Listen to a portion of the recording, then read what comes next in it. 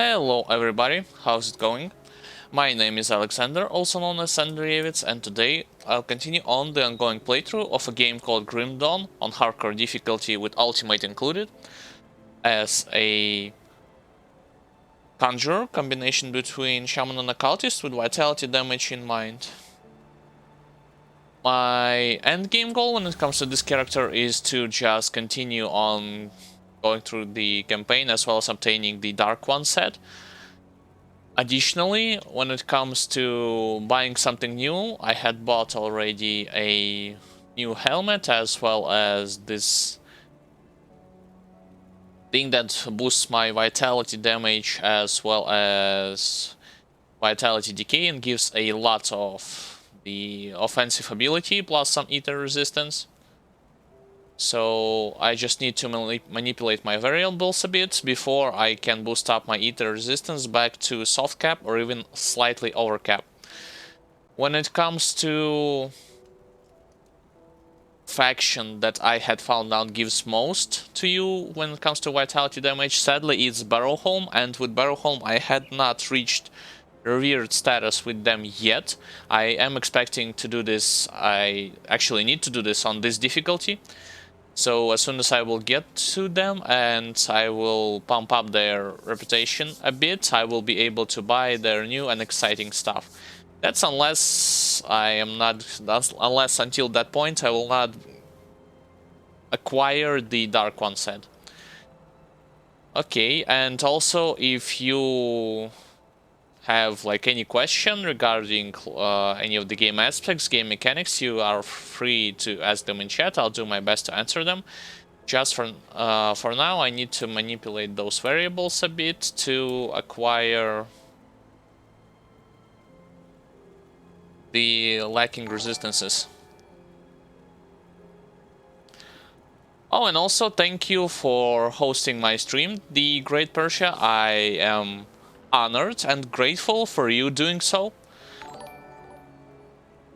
I think that this game should draw more attention than it already has. I think that's an exciting game, and we as streamers need to present this game from a best viewpoint, a best perspective that is possible. So once again, thank you for helping me doing this sort of process. So once again, let me manipulate those variables a bit when it comes to resistances. So do I have anything already applied? I don't, so this is going to be actually good. So 1, 2, and 3.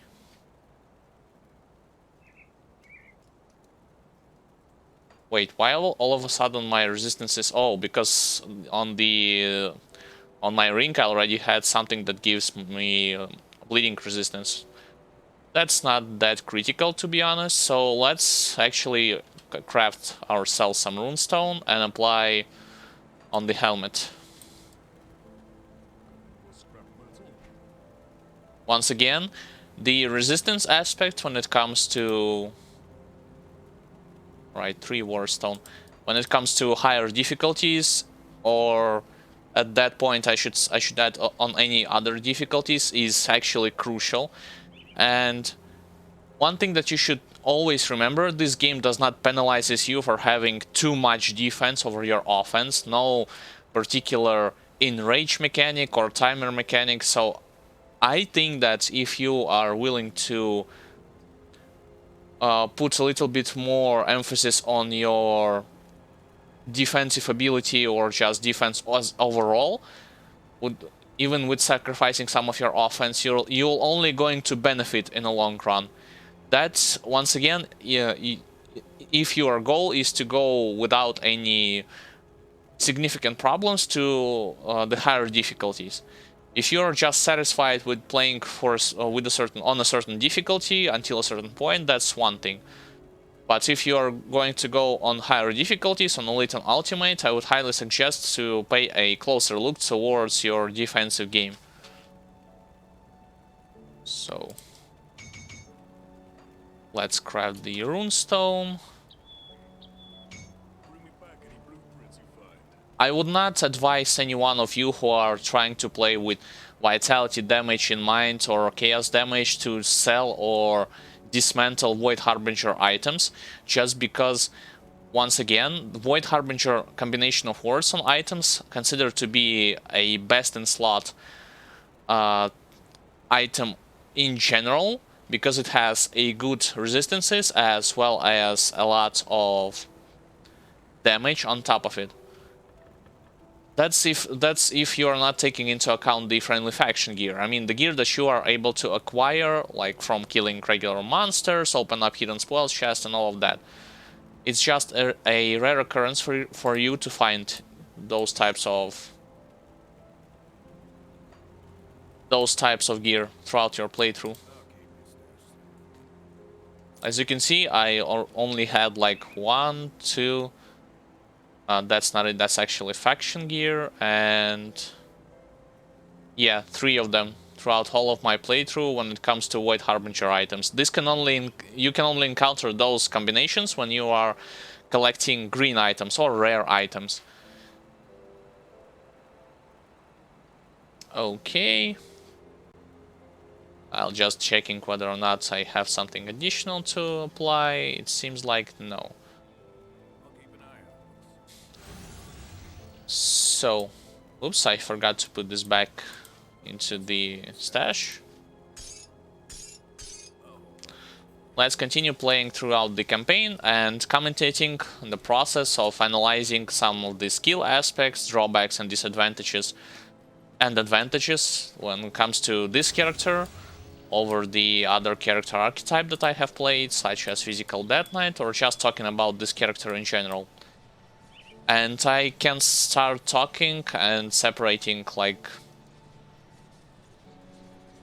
few parts when it comes to this character, like from the point of view of analysis.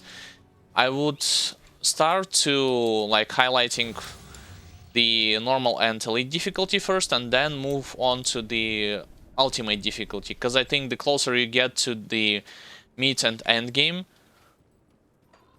the more potent this character becomes as a whole, and the general gameplay of you like killing monsters and avoiding all of the necessary like abilities that you need to dodge, this is not changing, but I mean the healing as well as the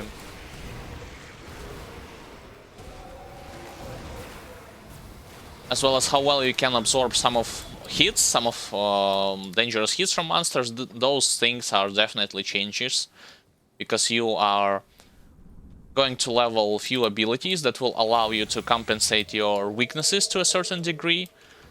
Thusly, you will be able to neglect some of your mistakes that you might make along the way of you playing throughout the game. So without further ado, let's talk a bit in a short version when it comes to all of those aspects. Starting with normal and elite difficulty, what do I recommend, or how in general those archetypes are supposed to be like you're supposed to handle if you want to get the optimal outcome as possible. This is a beast totem. Let's destroy it. Once again, as you might have noticed, in especially this is a prolonged fight. In a prolonged fight, I do not think that this character is suffering. Actually, this is his specialty, because the longer the fight goes, the more damage he is capable of doing, because he will be able to stack or create more of these corrupted storm totems, which you might have saw. Initially, you can only create 2 of them, but the more time the time passes, the more totems you'll be able to create. That's one of his advantages. And when you will be leveling, you will be playing with this thing in mind. I mean, I would advise you to start leveling with the Shaman, actually, over the Occultist, because I have tried, well, you might try to level with the Occultist as well, but it's just with occultist, your leveling skills, in my opinion, subjective opinion, but still, is not that good because they consume a lot of mana. That's one thing, and the other thing, they are not capable of clearing bigger monsters that efficiently. At least at the beginning, when you just start to put some levels onto them. Later on, those things will definitely change, and I will mention this as well when it comes to another advantage of this character. But it's just at the beginning, I mean, I tried to level with the Sigil, and then I tried to level with the Bloody Box, and all of those skills, I do not think that they are the best when it comes to leveling. At least if I'm not taking into account like regular monsters. If we are talking about elites, killing bosses, act bosses, all those, or just tough monsters in general. So my advice for you is to level with the Shaman, starting from the Devouring Swarm, and then later move to Wendigo Totem and Corrupted Storm Totem. Why do I emphasize Corrupted Storm Totem? Because initially Storm Totem deals lightning damage, and when you allocate 1 point into Corrupted Storm, all of your lightning damage will be converted to the vitality damage. This is important. Guys, do not forget to do this if you are going to go with vitality damage in general. And with those totems, like I was mentioning before, the longer the... It's actually... If you are capable of prolonging the fight, you will only benefit from it.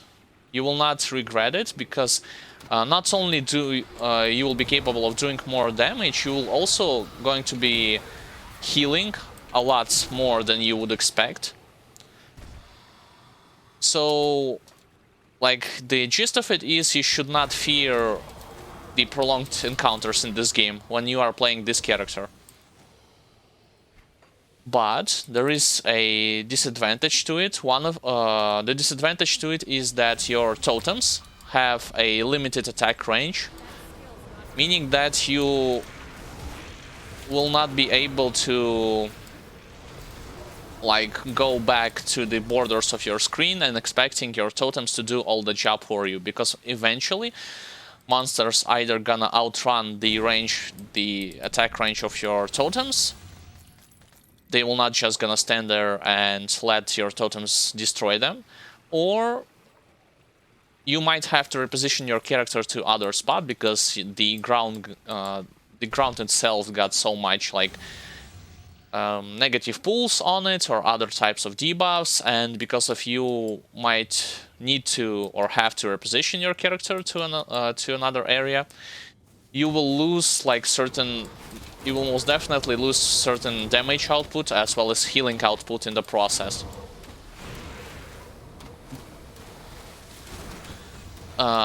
This also means that this character is not the best choice for you if you are looking for quote-unquote speed running through the campaign areas, because he definitely lacks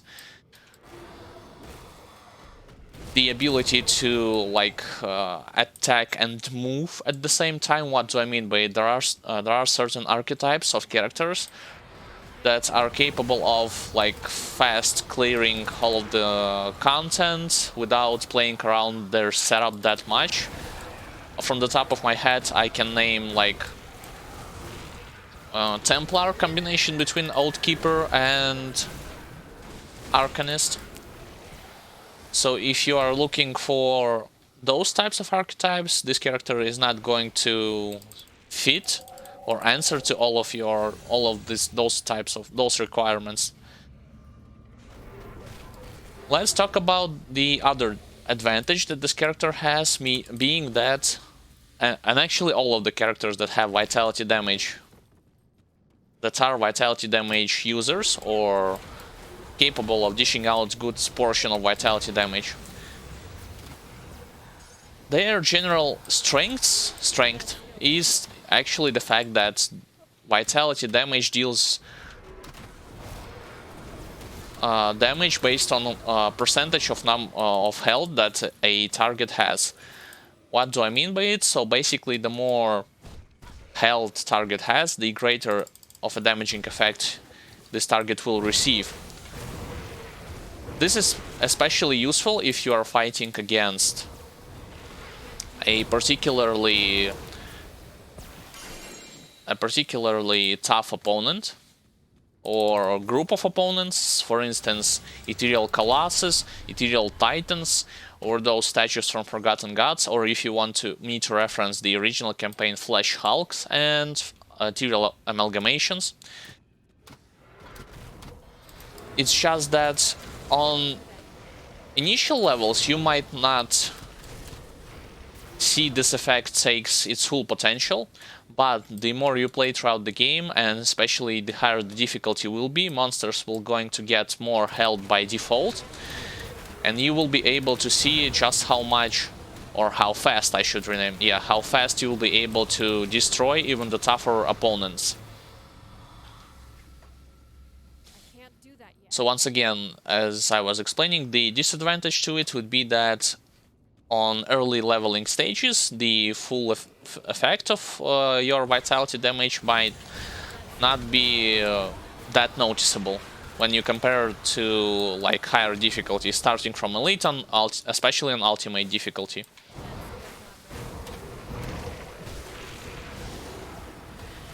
Okay, the next advantage of this character, as well as disadvantage, is actually the fact that he is capable of healing and surviving even in the most hardest circumstances or grim circumstances. What do I mean by it? So, if you are capable of like prolonging the fight and you were able to apply all of your debuffing effects, your healing effects, and stack a lot of your totems up, this means that no matter what happens, you will able to survive those fights. But I would put strong emphasis on the fact that you first must to apply all of those highly mentioned techniques that I was talking about, meaning that debuffing, creating your setups, as well as applying the active constellations from them. Because I actually always make a reference when I was playing through the campaign and I got to the Tomb of Heretic. That's a roguelike dungeon that was recently added in the Forgotten Gods DLC. Right there, in a death room, I was completely surrounded by a lot of elites, as well as statues that were able to petrify my character and disabling my movement as well, and also some of the other elites that have heavy hitting attacks by themselves.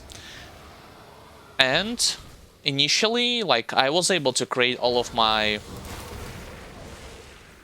healing setup, but I at that point wasn't that confident in my healing, like in this character healing potential. So when I got surrounded and started to receive heavy blows, I thought back then that this was definitely the end of my character. But I just, because of all of those highly mentioned techniques, my character was refusing to die. I got constantly healing, and my HP was constantly regenerating back to full. Because I was even able to out-heal not only the regular attacks, but damage over time effects, as well as certain debuffs that are doing damage, like in a huge chunks of HP. So I also forgot to mention, yes, that at the earliest stages of the games, because someone from you might ask, like, is he capable of doing this thing starting from the beginning? No, it's actually closer to the mid game portions of it, meaning that you have to have at least like level 60-ish, like 60, 65 to do this, and you have to have already like at least some of your skill or ability bar arsenal up and going. What do I mean by it? Back then I had already Wendigo Totem, Corrupted Storm Totem, Curse of Frailty, Bloody Pox, and Devouring Swarm, and also Blood of Dreek. So at the early leveling stages, you will not be able to replicate the same thing that I just explained to you.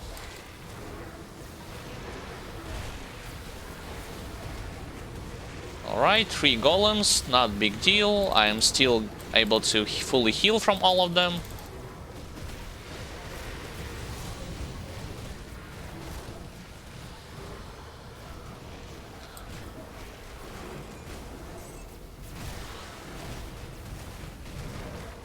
So this is why this is what you will able to do closer to the mid game stages of this game.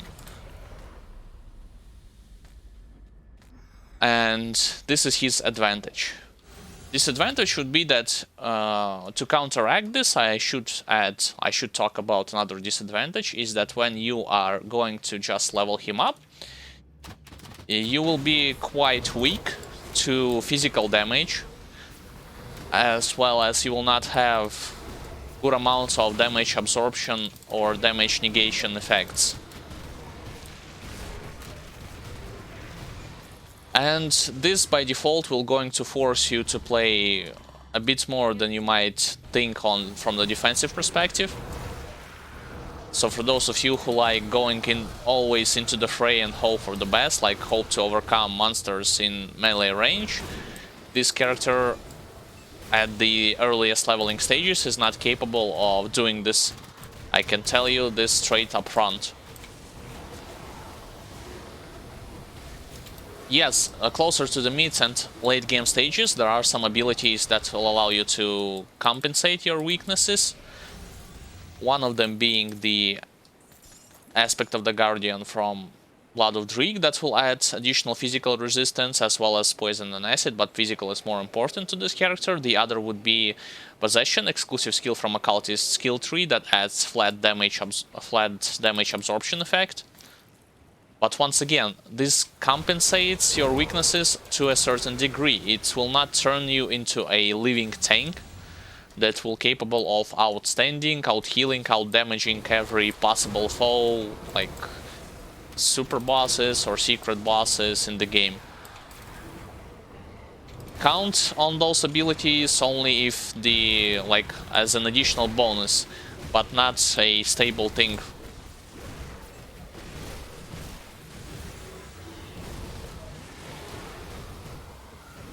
So let's move once again to yet another advantage of this character.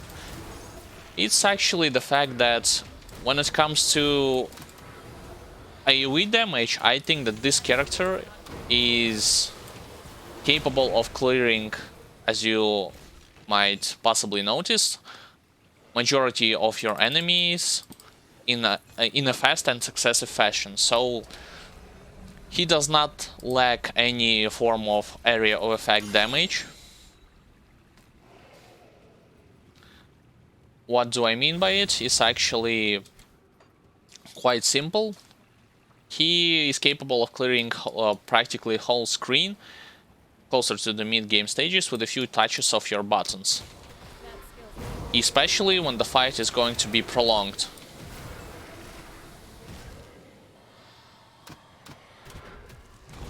So if you are looking for and this is actually not only because some of you might think that he is only capable of good area of effect, but his single target damage is lacking. No, that's not necessarily the case. Just because your abilities do more AoE damage because they would either spread to nearby targets or they would affect some form of diseases to them. This does not mean that you will only capable of clearing, doing good area of effect damage but not single target, because your abilities, you closer to mid and end game stages of the game, you need to combine them together. You cannot just rely on one or two abilities to deal damage. You would have to utilize your full skill bar to get your maximum either damaging or healing effect. And once you will be able to do this, you will like even when it comes to like tough act bosses that are one target, you'll be able to dispatch them in without any significant problem.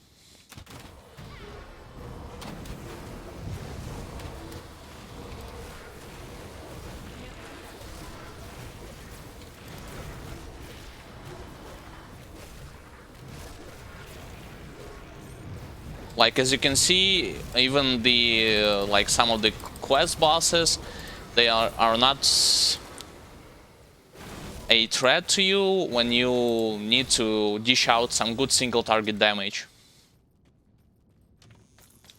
Okay, now let's move on to his next strength. As soon as I will accept like this guy's quest, I mean complete. Yes, I will go to the 4th and 5th floor of Steps of Torment. What is this shield?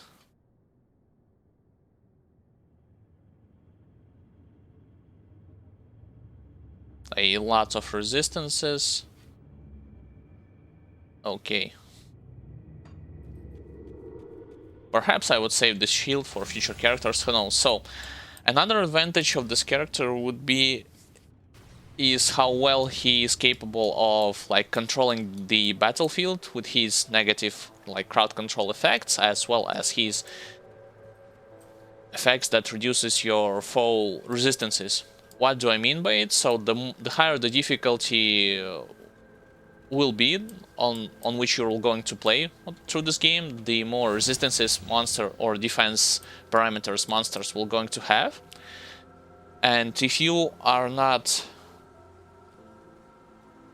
like if you haven't picked any of your good resistance reduction abilities, even if you were like dishing out good damage on normal difficulty without any resistance reduction, on elite and on ultimate, the things will definitely going to shift, just because you have to look at from this perspective. For every damage type, there you will encounter certain monsters that will have their like strengths, their good defenses against your type of damage, or that will capable of counteract your damage with certain mechanics. But when you take into account this character in particular, he has like so much resistance reduction abilities, whether it be from the help of active constellation effects such as Revenant, Raise the Dead constellation from Revenant, or Will of Frotage, or from other abilities such as Devouring Swarm, Curse of Frailty, and they are capable of multiplying on top of each other. You will be able to shred through those resistances and expose weakness of your enemies to that degree that even your like not heavy hitting skills will be like not most damaging skills will be doing a lot of damage to their health. Short version, this character is not suffering from any of most resilient enemies, because you will encounter when you will just start leveling, you will be encountering some demons that have actually good resistance to vitality damage type, and unless you will engage in a fight with resistance reduction ability beforehand, you will not be able to kill them quickly enough. You will still going to be able to kill them even without this, but it will take a lot more time than you would otherwise could save. But the more the game goes, the stronger you will become, and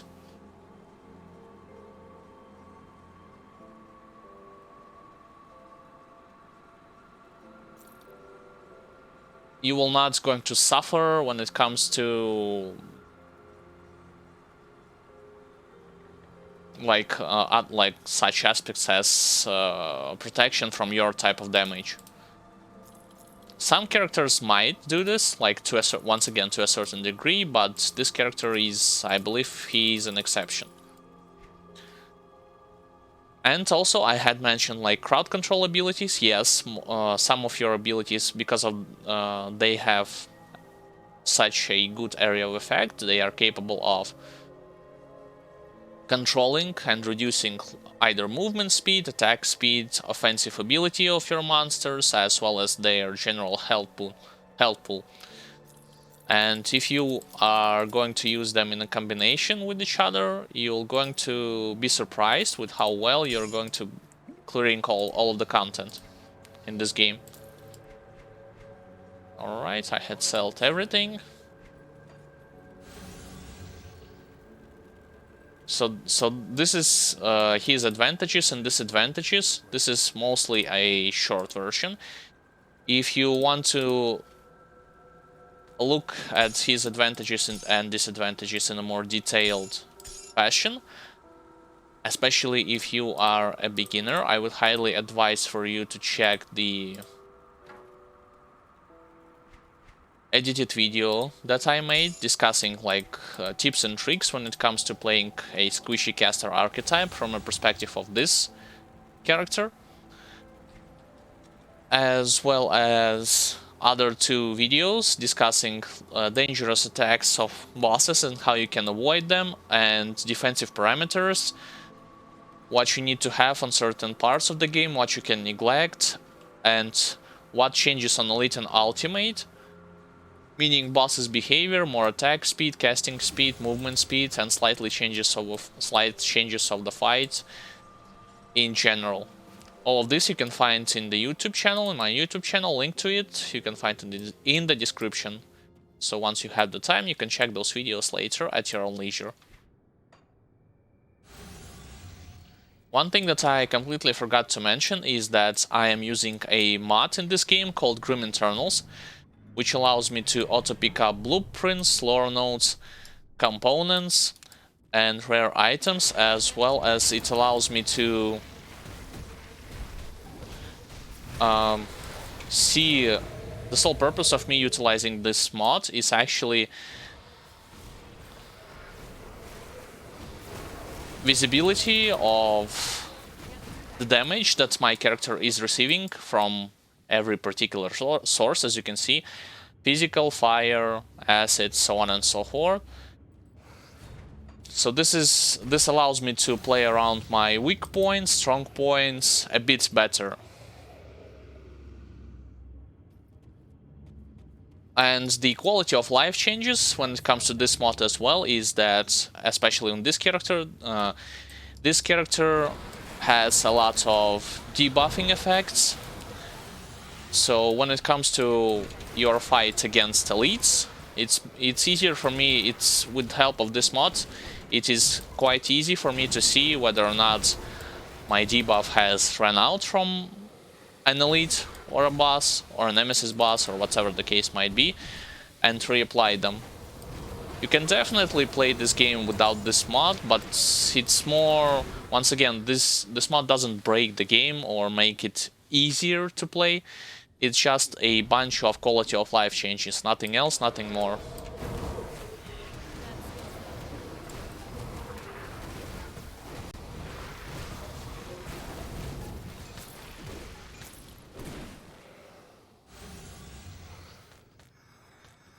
I will most certainly go into the Steps of Torment Death room, the easiest room that you can clear, because it's your first roguelike dungeon that you're going to visit. Anyway. That skill's not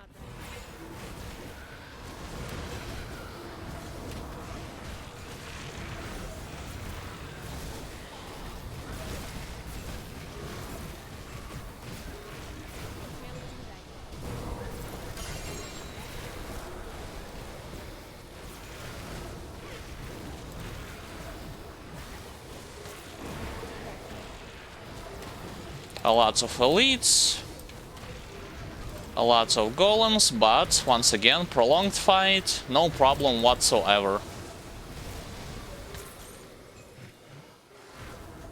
As you might have witnessed, that I just stood on one place and just were healing and recreating my totems over and over and over again, reapplying my debuffs and all of this sort of stuff.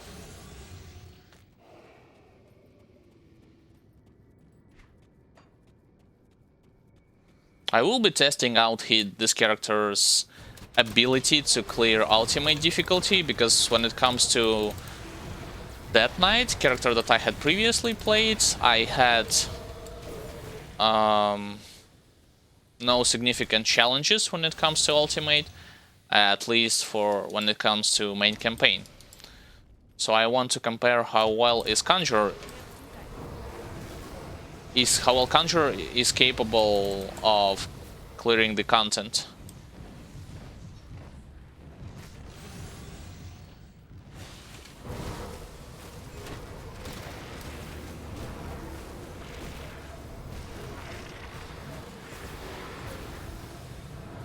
Yes, I do not have an optimal, by the way, I do not have an optimal defense ability and offense ability. The optimal number for me to have, and for every other possible like character archetype, when you take into account ultimate difficulty, is actually 2700. I am nowhere near close to those thresholds. As you can see, 2400 with the help of Blood of Dreek, 2200 with the help of, I mean, just in general. Alright, starting from level 90, you will be getting only 1 skill point per leveling up. So this is important for you to know, to remember.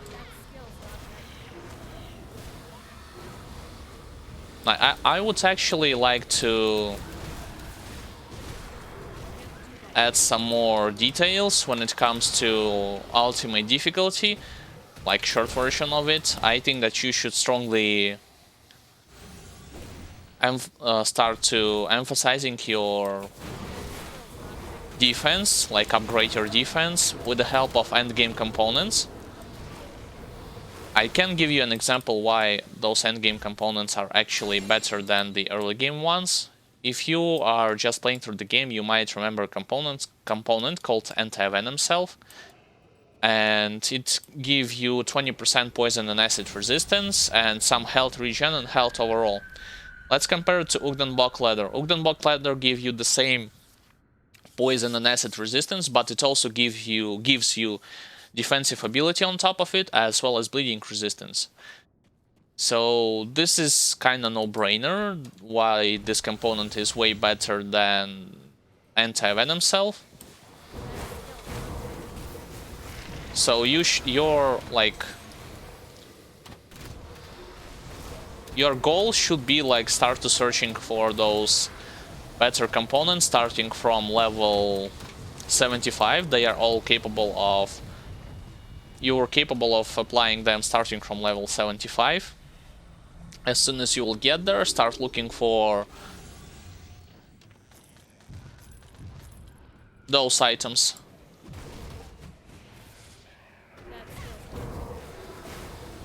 I had some of them already on my character. I do not have all of them just yet. But eventually I will change all of my early game ones with end game ones, end game components. Additionally, to help you acquire certain like overcap in resistances, because I think that overcap is important for you to have on higher difficulties. You will also going to craft, buy and apply the magical augments on top of your items that you can buy from your friendly factions. So once you open up your resistance window and you see what exactly your resistances are and what are you missing, how you can counteract your weaknesses, you can go to your friendly faction vendors and buy certain components from them.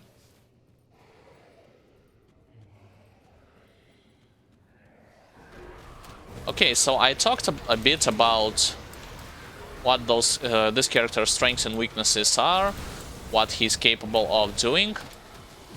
I should also start talking a bit more about like new content patch that has been dropped. Yes, the new content patch, it definitely has a lot of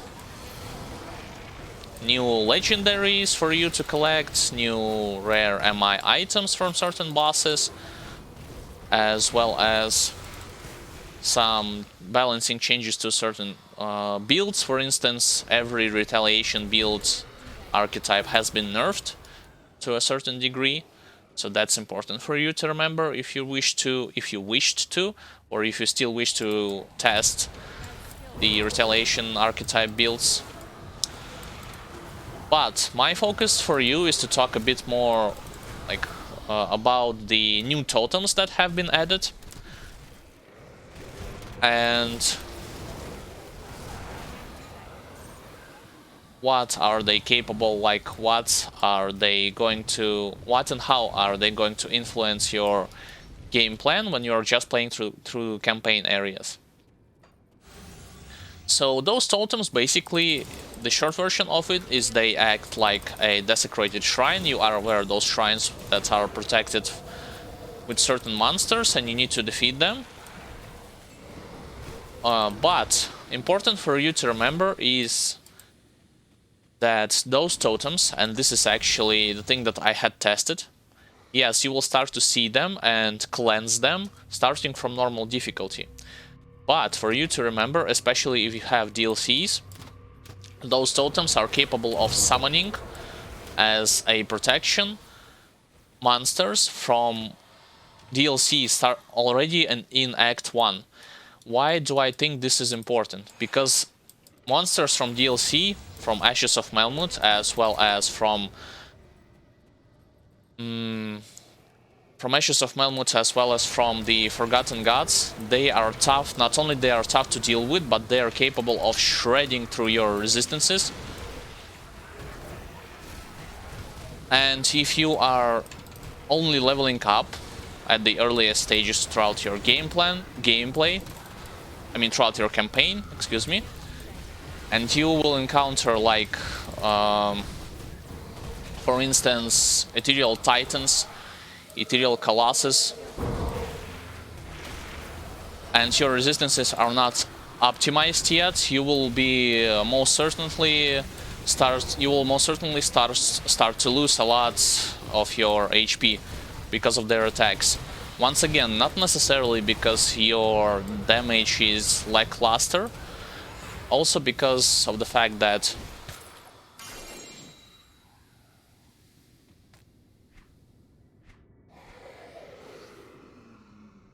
oh, I got an item that is capable of utilizing on the shield breaker. Okay, so not necessarily because of the fact that your damage is lackluster, but because of the fact that your resistances are weak starting from the earliest levels of the campaign, and you, no matter what character you will be playing, you will not going to be soft capping your defense in Act 1, and that's how early those totems are going to appear.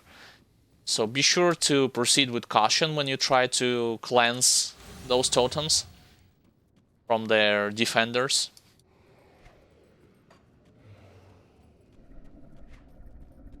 Especially if you encounter, once again, those monsters from DLCs. The ones who had played through DLCs know that what I'm talking about. The ones who haven't, I can mention you only, without spoiling too much, how are they look like, especially in the Ashes of Melmoth. So they will look like, first of all, they will be called Ethereal Colossus and Titans. Yes, the golems with big spiky crystals on top of them, and their attacks, not only some of them capable of stunning you with regular auto attacks or charges, they will be capable of reducing your defensive ability to a good degree. And reduction of your defensive ability by default means that you will take more damage. That works in both ways, to a player and to a monster. That means you will be taking more damage from every possible source imaginable, whether it be regular auto attack, range skill, melee skill, critical attack. From all of those possible sources, you will be taking more damage. But same thing works when you take into account monsters. So if you are capable of reducing monsters' defensive ability, they will take more damage from all of your attacks.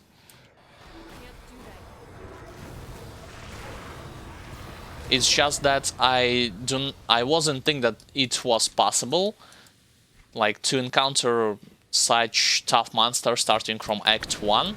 Well, semi-Act 1, since this game does not have a clear distinction of acts, but still, for an unprepared player, this encounter is definitely going to be quite a challenge to overcome. At least I think this is going to be a tough nut to crack.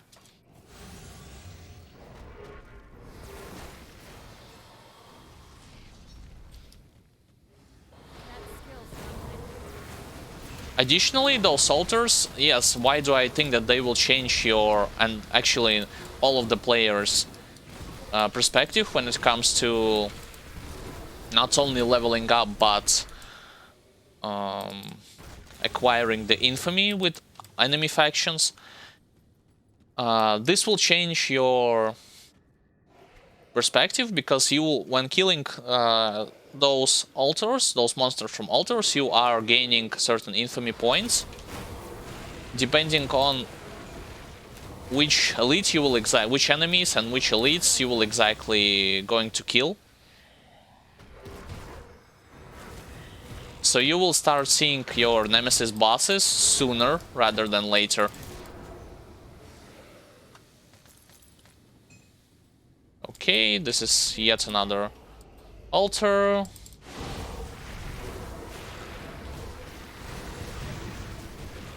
Only this time I do not see any elites in this area. Just skeletal gargantuans.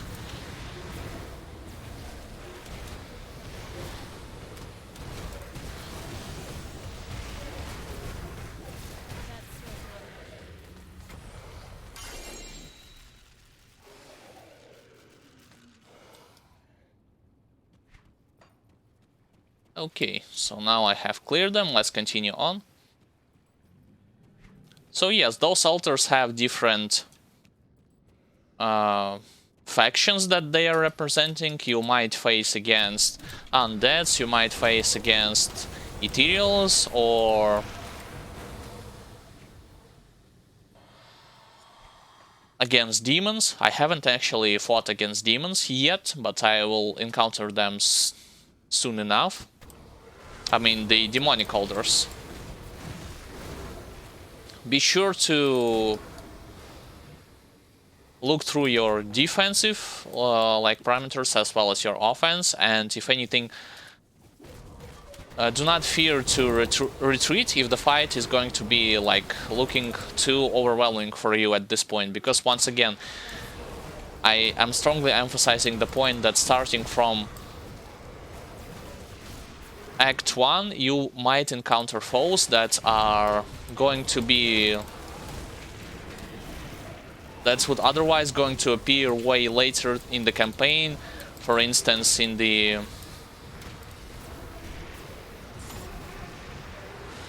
DLC areas, first DLC or second DLC. Be sure that you are prepared for those challenges. And do not underestimate them.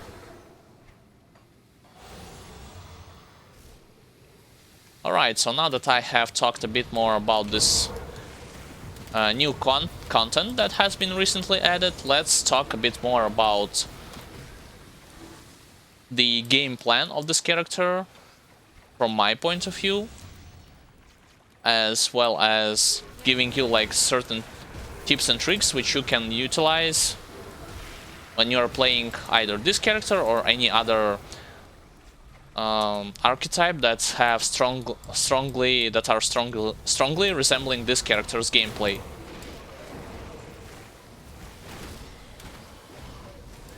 So, in majority of cases, before engaging in any fights, I'm usually going to apply my crowd controlling abilities,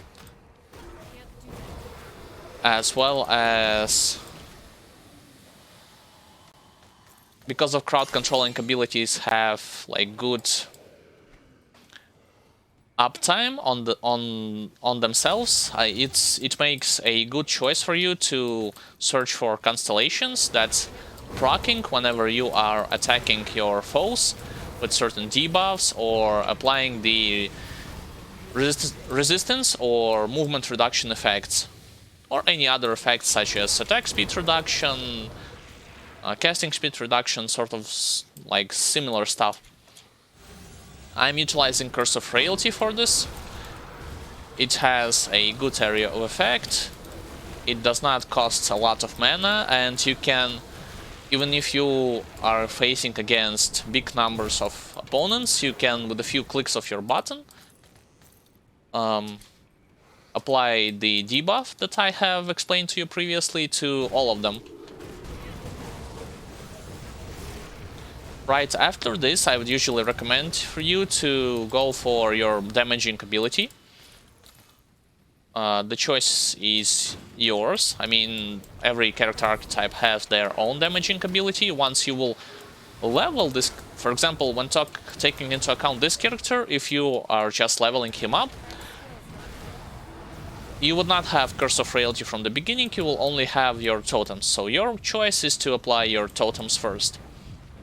But right after you will unlock the Curse of Frailty, I would recommend for you to start using it, and only then create your totems. The only exception for this rule would be if you have spotted an elite, or if you have spotted, if you know it's a boss room, or if you have spotted Desecrated Shrine and you are aware that your totems require a certain amount of time before they will going to run off of their cooldown, and you will be able to create more of them. This means that you should first start your fight with creation of your totems before applying Curse of Frailty.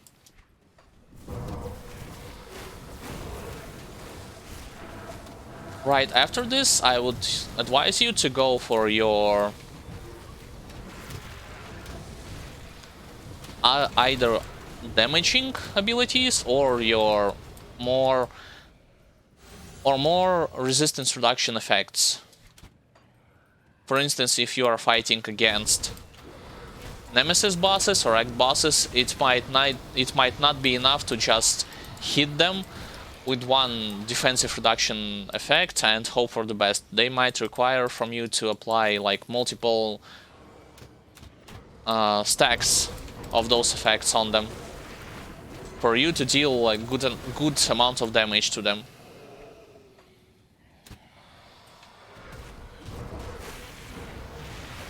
When taking into account this character in particular, once you will start unlocking Bloody Pox effect, as well as start utilizing Pox, Devouring Swarm, and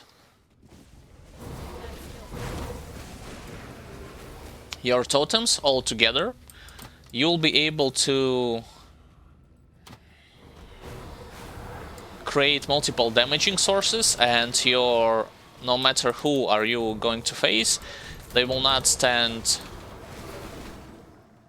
going to hurt you that much, or additionally they will not going to outlast your damage outburst that long.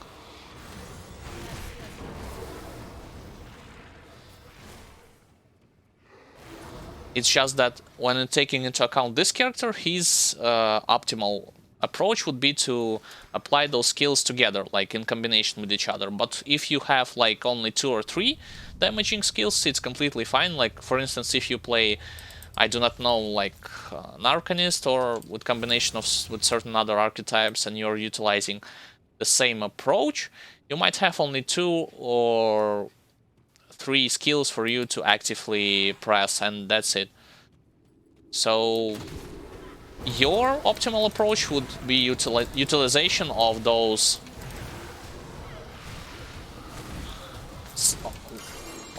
several skills, and to get your optimal damage effect.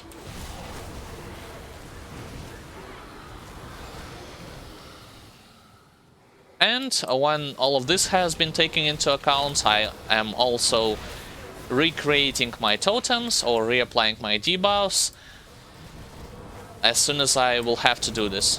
Like, I will not just... It's for all of those beginners out there who might watch this, I will not recommend for you to just spam your resistance reduction abilities, because by spamming them you will not going to multiply your effects, whether it be reduction of movement speed of your monsters or attack speed. The effect is not going to multiply. You will only reapply it over and over again. So this is not... I do not recommend for any of you to do this. Be sure to check the description of your abilities, and if an ability has a high uptime, do know that this means that you do not need to spam it, and that's it. So this was a short version of how I am approaching encounters when it comes to leveling up, or at these stages of the game, closer to the quote-unquote end game on third difficulty.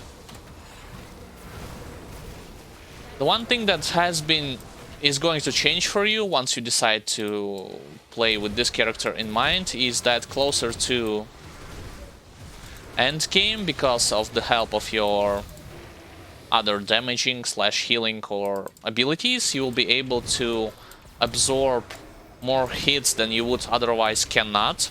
For instance, when I was just playing through the game and I was facing manticores in Pine Barrens area, you know, this area in main campaign, closer to the Tyrant Hold, this area.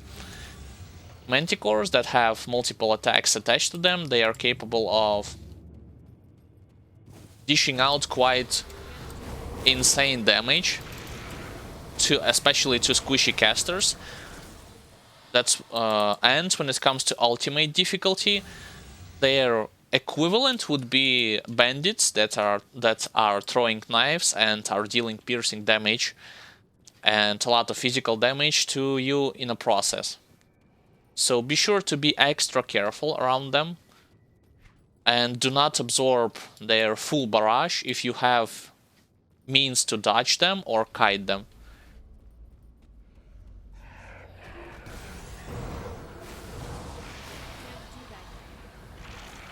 Once again, those mentioned abilities that will counteract your weaknesses, such as Aspect of the Guardian and Possession, they will do this only to a certain degree. So meet your expectations accordingly. Do not think that you are playing a walking tank that are capable of just face rolling through all of the content without any significant difficulties. And now that I'm thinking about it, actually, since I have explained to you every possible weakness when it comes to this character, his advantages, disadvantages, you should know, from the get-go, that every possible archetype in this game has it. No matter what archetype you are going to pick, when you are leveling or when you are getting closer to the end game, there will be certain challenges for you. It also depends on difficulty, on your enemies,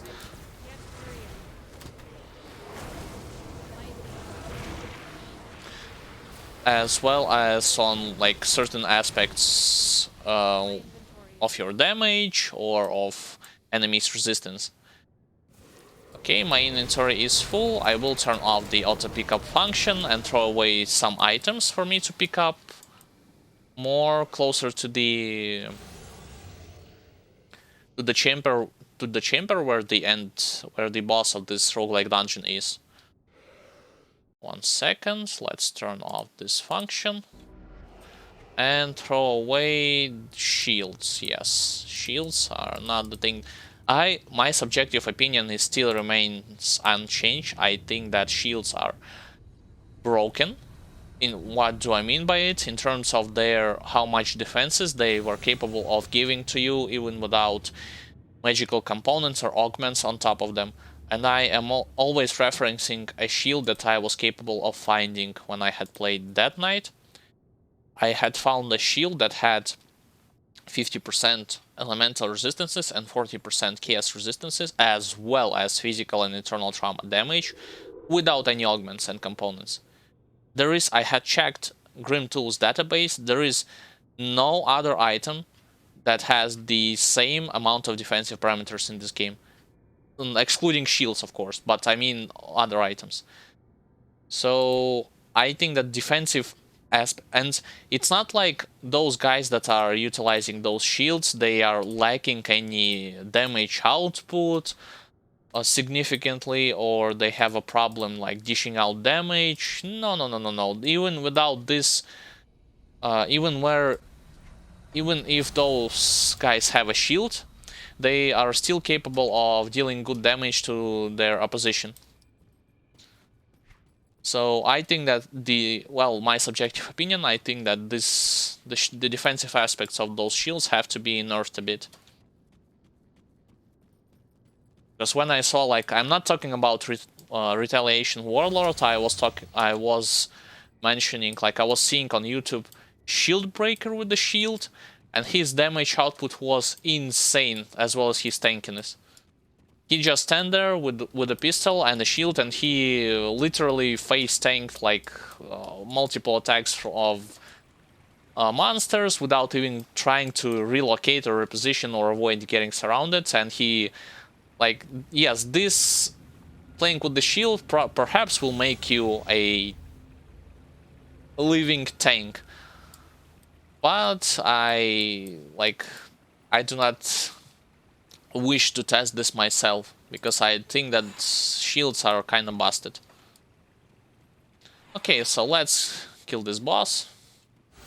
Let's not joke around, since he is most definitely a threat for you to consider when it comes to ultimate difficulty. He is capable of reducing your resistances a lot, as well as creating those pools.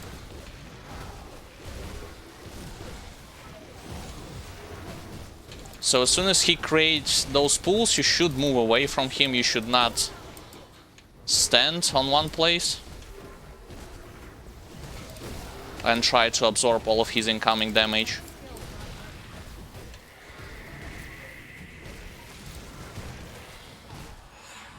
Alright.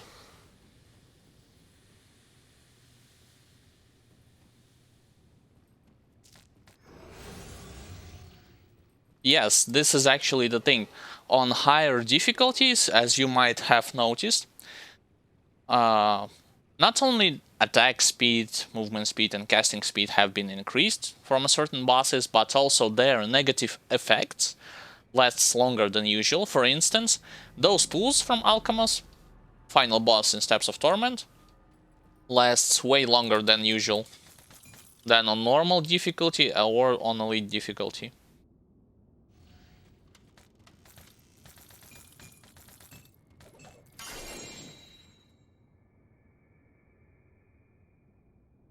Now those are terrible boots, especially to retaliation damage that has been nerfed. I do not see any Void Harbinger effects here, so I'm just going to fill up my inventory just to sell those items. My inventory is full. My inventory is full. Okay, the rest of them can just stay here. I do not need them that much. Let's go back to town and sell some stuff, and then continue clearing the campaign.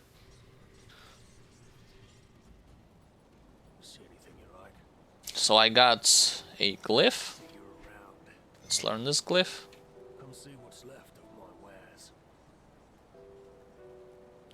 By the way, I had mentioned Void Harbinger items. I should also mention the thing that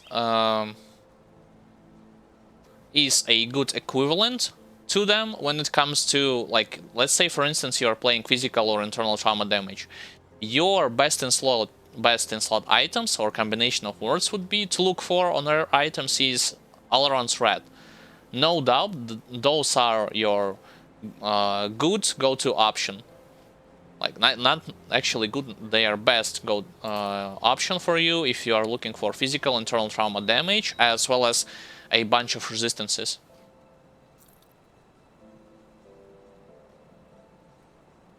I have started to memorize only a few of them, because once and do not worry if you're just picking up this game and you are confused by amount of those suffixes and prefixes that those items have.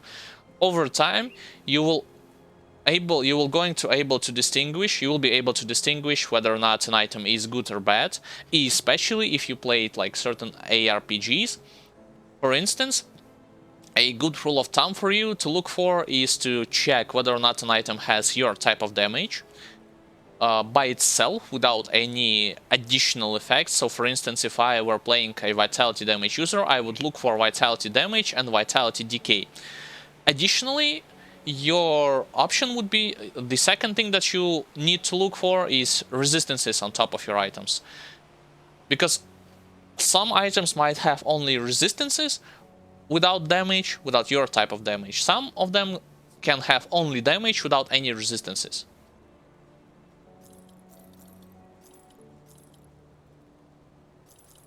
Alright, selling all of this stuff. Oh yes, I forgot to completely mention one thing that this recent patch has brought. You will no longer going to have a parts of components. From here on out, you will be collecting only full components, and you might have spotted that the button that allowed you to auto-combine your components into bigger ones, into full ones, has been vanished. Developers has removed this option.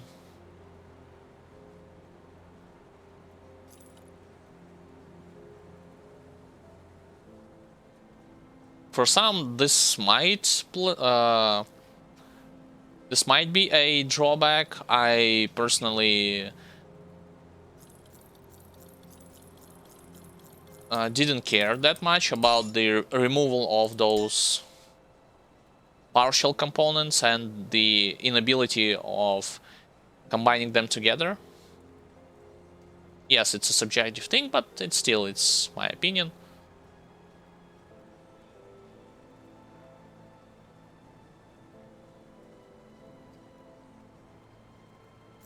Okay, selling all of this stuff. Checking the rest.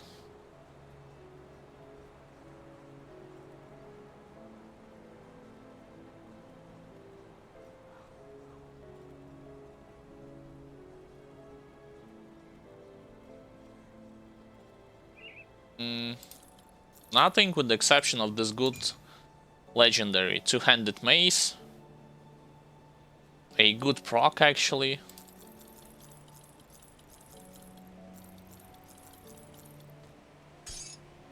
And with the exception of this legendary medal. I assume it's mostly for those who are willing to try an infiltrator, like cold infiltrator, combination between Nightblade and Inquisitor.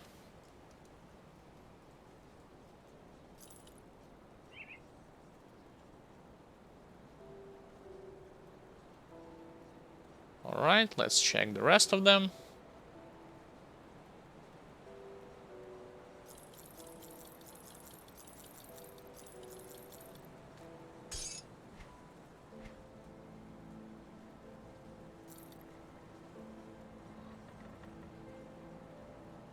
One tip that I will give to you additionally, if your goal is to go for higher difficulties, you should start collecting a lot of ether shards as well as chthonic seals of binding in vast quantities, and only use them if you need to craft components for that boosts up your defense, or in general a better defensive items. Because for you to craft the endgame components, and especially endgame relics, as well as endgame items that you might otherwise have to craft for your build, you would require to have with you vast quantities of them. And I do mean vast quantities, because otherwise you might be forced to do farm runs, and instead of progressing throughout your campaign, you will be only doing farm runs through the certain areas. I mean, if you are okay with doing so. And also, this is one thing, and the other thing, I would not advise for you to restore those shrines that are required from you to have certain resources. Those desecrated shrines, yes, you can restore, because the restoration of them requires from you to defeat certain monsters. But those who are required from you to are needed from you to have like some type of resources, I would not advise you to do so. Same approach, because those resources could be spent on upgrading your defense or offense. If you have like overwhelming amount of them, then yes, that's the whole other picture. But if you're just starting and playing through the game, I would advise you to save them.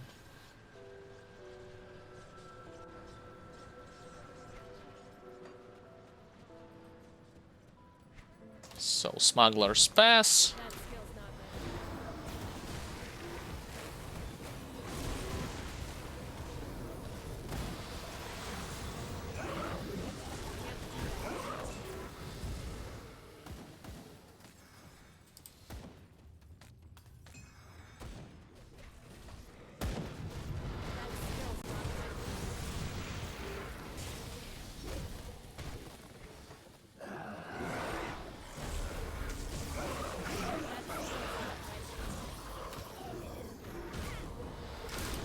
Once again, on ultimate difficulty, I will be completing all of the possible like main quests and secondary quests, excluding super bosses. This is not a goal. This was never a goal of me playing through the game. Additionally, I will be collecting the Dark One set once I will check in what area I will need to look for it.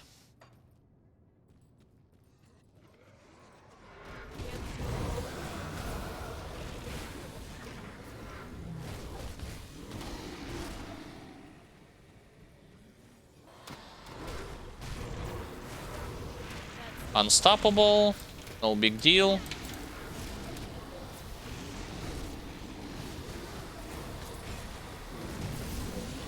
Yeah, so as you can see, the thing is that I forgot to mention. Let's turn back the auto pickup function. I forgot to mention the fact that Bloody Pox have a trait to it that reduces the enemy's health, and because of the wasting effect that reduces all 180 offensive ability of monsters, this will allow you to like turn even the like this will allow you to. Rock Eater is definitely the dangerous guy for you, because he is capable of stunning. Yes, as you can see, this boulder that he throws, he's stunning you from a distance, as well as he does a lot of internal trauma damage, so be sure to be extra careful around this guy, especially on higher difficulties. So yes, but where was I? Bloody Pox effect. The wasting effect will allow you to mitigate some incoming damage from your foes, but you have to take into account the fact that it takes a good solid second before the debuff or disease effect will start spreading to nearby targets. So it will not work instantly.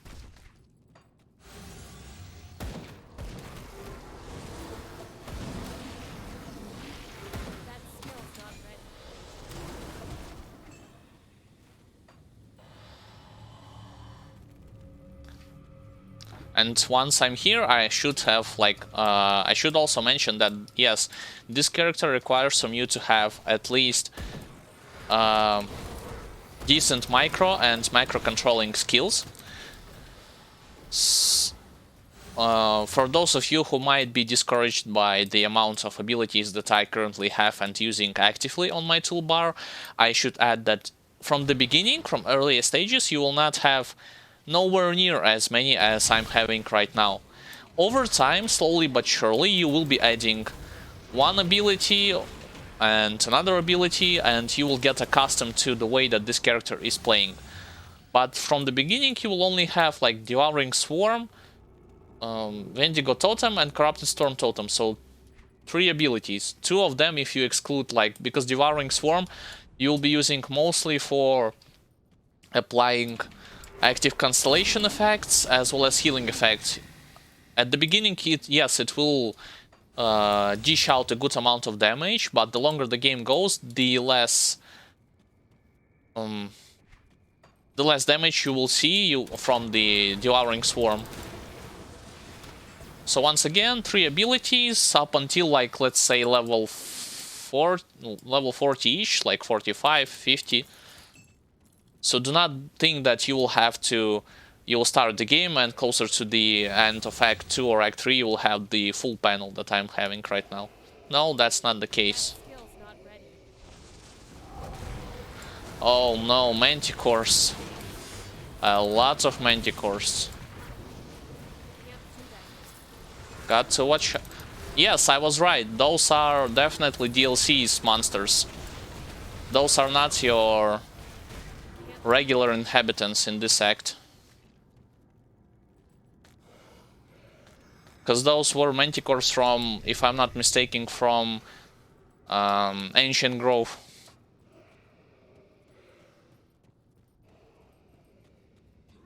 Yes, another thing that those altars are capable of adding to you, well, adding it's not the proper word, is capable of giving to you. They are capable of giving to you a lot of blueprints. So in case you are looking for a specific blueprint, those altars will definitely help. Yes, they are, like, changing to a certain degree your playthrough and every other player's playthrough throughout the game, because otherwise your option to search for those blueprints previously were to just open up those chests that have, like, either Nemesis chests or chests with chains that requires from you to have at least 1 dynamite to open it. Now you will have additional means of acquiring those blueprints.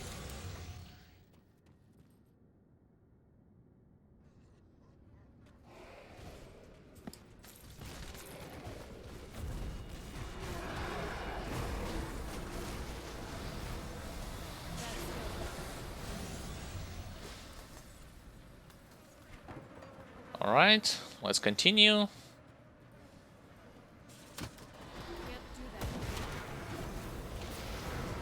I have collected some new legendaries from those altars. I believe only 1 or only 2.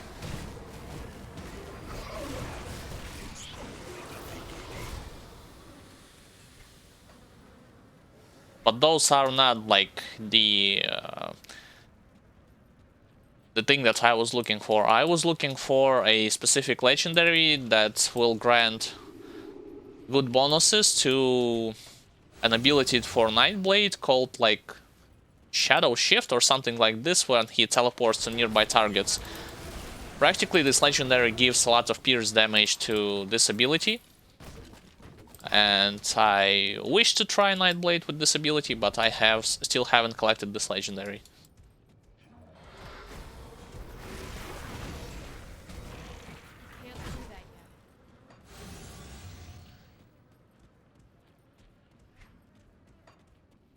Alright, so let's clear those ethereals out of the way. By the way, I still haven't checked whether or not I have reached Nemesis status with ethereals or with the Arkovian Undead. Let's check.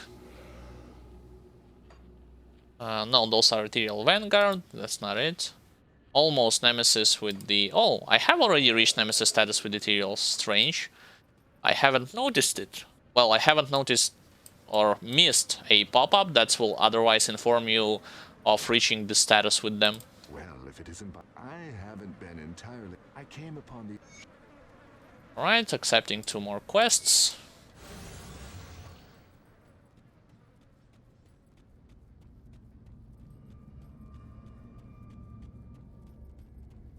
Yeah, so far, even without having optimal parameters for when it comes to offensive and defensive ability, I am still managing to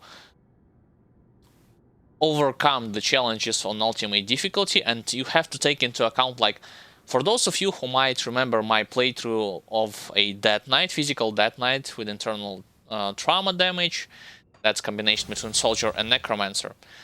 You might have remembered that I was farming for, I was farming for a Krieg set on Elite difficulty before even going on Ultimate difficulty to begin with.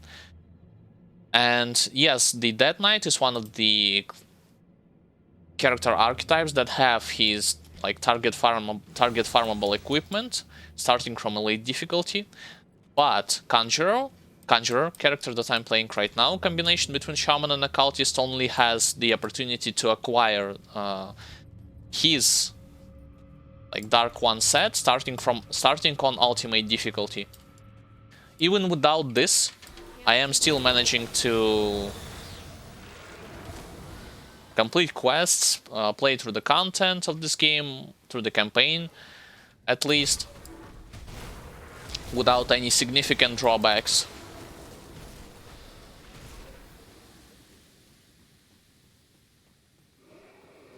Okay, nothing here.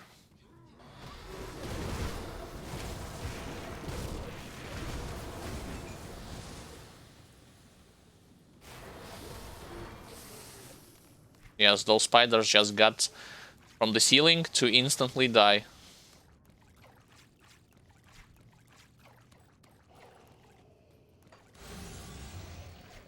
There is a chance of you to encounter those worm-looking enemies.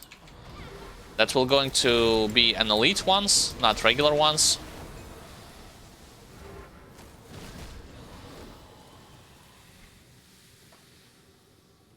Oh, and I also forgot to mention the other fact. How the progression system works when it comes to Conjurer compared to Death Knight. So, with this character in mind, it always feels like the more levels you are acquiring, the stronger he becomes. I haven't reached a stale point yet when it comes to this playthrough with this archetype, but let's compare him with the Death Knight. His progression felt like a heartbeat, for instance. As soon as I will acquire a new type of gear or a new weapon, yes, my power output will going to be higher, but then it will going to be reversed back to a stale point. Not necessarily go down that much, but it's definitely going to be a straight line. But with this character line, like, the strength curve is always going up without stopping.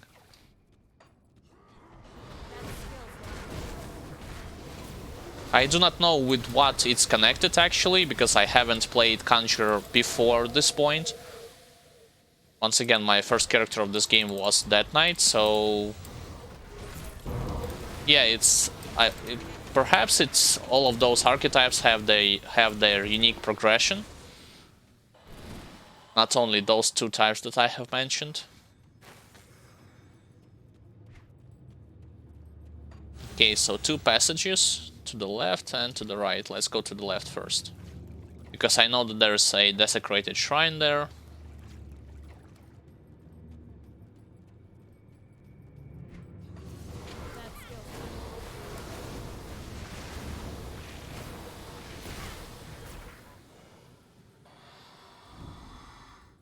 Let's open up this chest.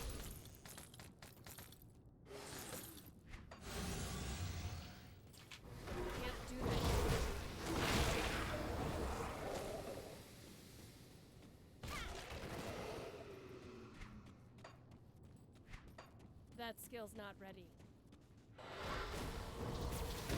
As you can see, I am also preemptively, I forgot to mention this, Sigil of Consumption was the skill that I unlocked recently, to be honest, at the previous stream, so I had figured out that Sigil of Consumption should be applied at the same time as you are creating your totems, two totems, and then go for Sigil as soon as possible.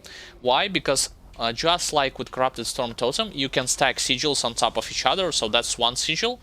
That's 2 sigil, and if you're lucky, you'll be able to create 3rd sigil for a second or 2. So by stacking those sigils right on top of each other, your damage effect as well as your healing effect is going to be multiplied quite a lot, actually. That skill's not ready.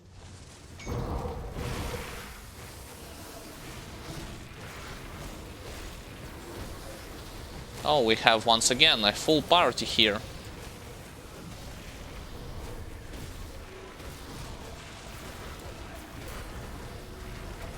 And I was capable of clearing them all. Do that yet. This is a tricky desecrated shrine for you to restore, because I can give you a tip for all of those who might wonder, like, what am I talking about exactly? If I were to click on the restoration of the shrine and I was standing right here, as you can see, like right next to it, closer to the right, and I was clicking on the shrine to restore it, you will be getting surrounded like straight from the get-go, because monsters will be appearing all around you, as well as some of those spiders will appear from the floor.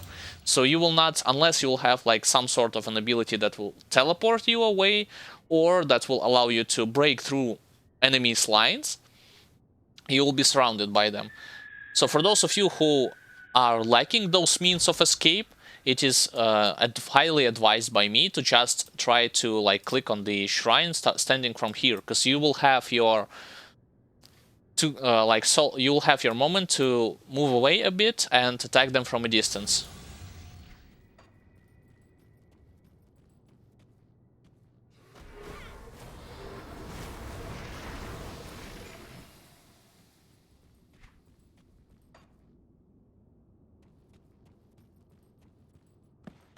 Alright, there's one elite.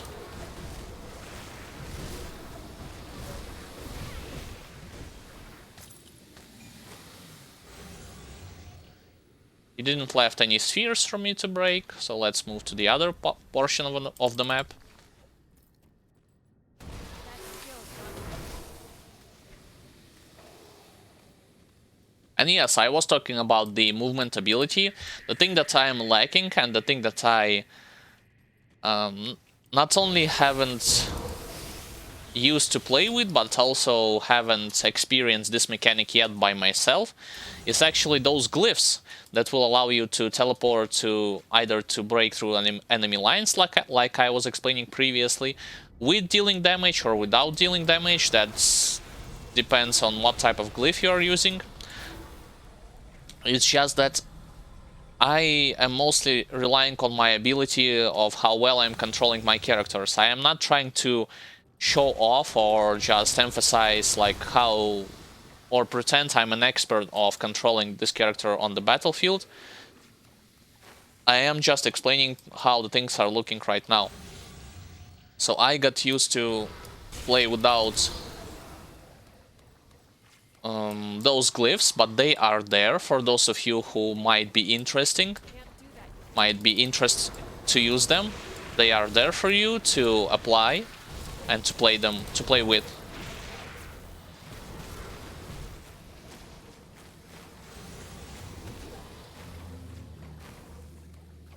A lot of those elite bugs in this area.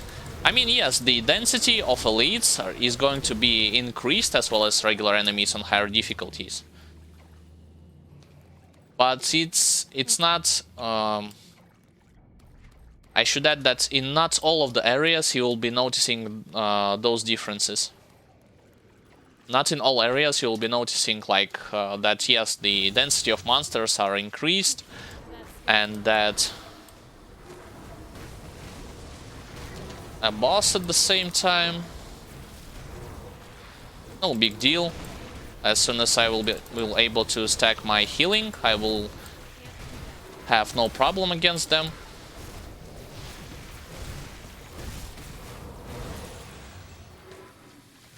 That skill's not ready.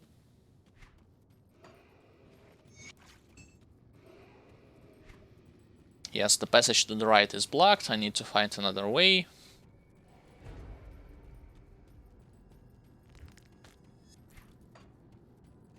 So this is the those things that I have explaining to you. tips and tricks when it comes to squishy casters, general game plan of my character, advantages and disadvantages, and some tidbits of information when it comes to higher difficulties. Once again, if anything is still unclear and you have any question, feel free to ask them in chat.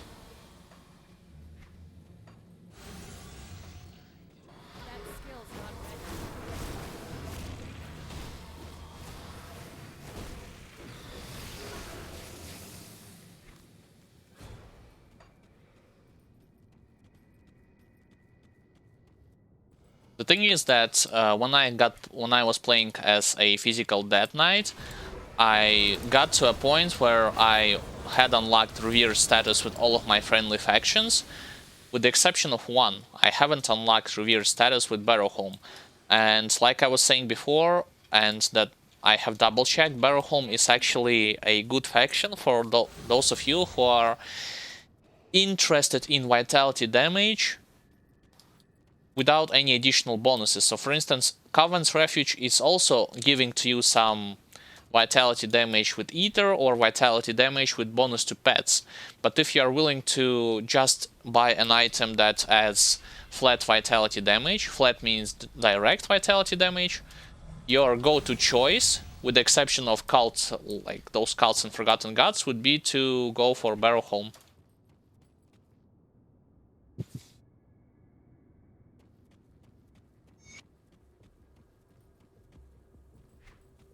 Alright, I will go to the homestead, open up this waypoint as well.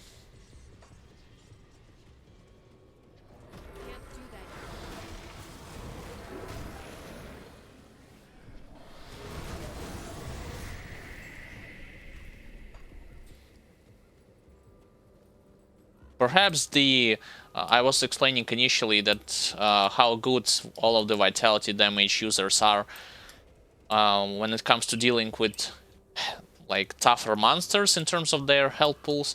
Perhaps the highlight or the unique trait, like when it comes to how well this character is performing, you can only witness on higher difficulties, or at least closer to mid-game. When it comes to normal difficulty, I mean closer to the level 70-ish.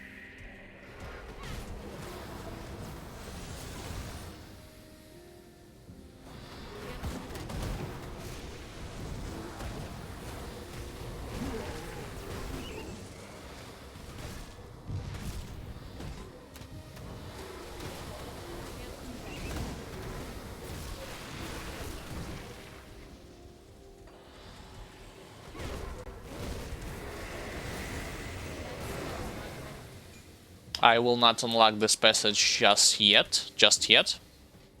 I will do this a bit later. Once I will unlock the waypoint closer to the homestead.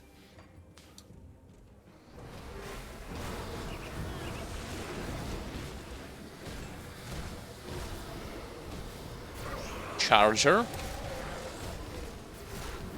By the way, if you have like certain enemies, they have a very slow and telegraphed auto attack, so if you have like a good microcontrol, even better if you have like an excellent microcontrolling abilities, you can bait their attacks and dodge them.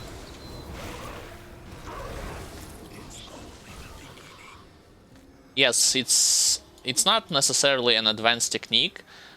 Over time you can get used to doing this regularly. Especially, that's going to be especially useful if you were to play, for instance, a character archetype that I haven't played yet, meaning those of classes that rely only on auto attacks to dish out damage. Because yes, I had played a Death Knight, but you have to keep in mind that I had played him as a melee caster, meaning that I had more often than not applied hit and run technique with spammable force wave, and I had run away more than often, so I have not stayed all the time in point blank range. I have yet I still haven't experienced how it is to play throughout this game with a fully auto-attack character. Not from a range, but in a point, not from distance, but in close quarters combat.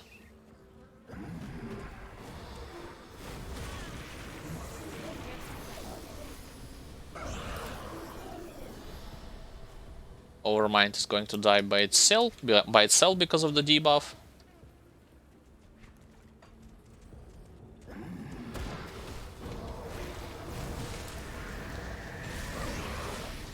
Oh, and by the way, one tip that viewer had, one important thing that my viewer had explained to me on the previous stream. Initially, I thought that the ethereal nemesis called Valderan Stormscourge can only appear in Act 1, all closer to Warden Creek.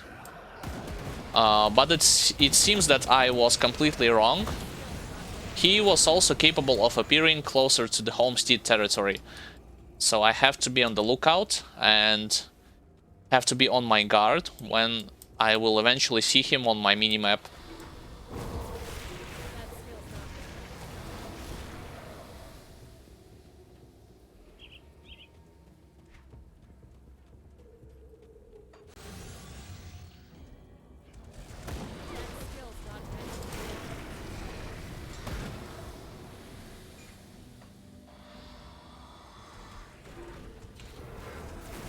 By the way, when talking how powerful this character is, even on ultimate difficulty, excluding the fact that I do not have a best in slot items, I also have a very underwhelming relic called Torment. I haven't still crafted an epic relic just yet, so this should give you the general picture of how well this character is capable of performing and clearing the content even without relying constantly on better equipment. Can't carry anymore. My inventory is full. Okay, I need to get back to town and sell some stuff.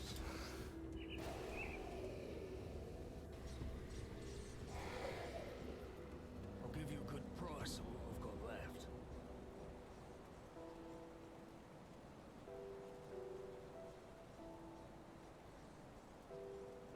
Checking for Void Harbinger. Any other items I am selling without even looking that much at them.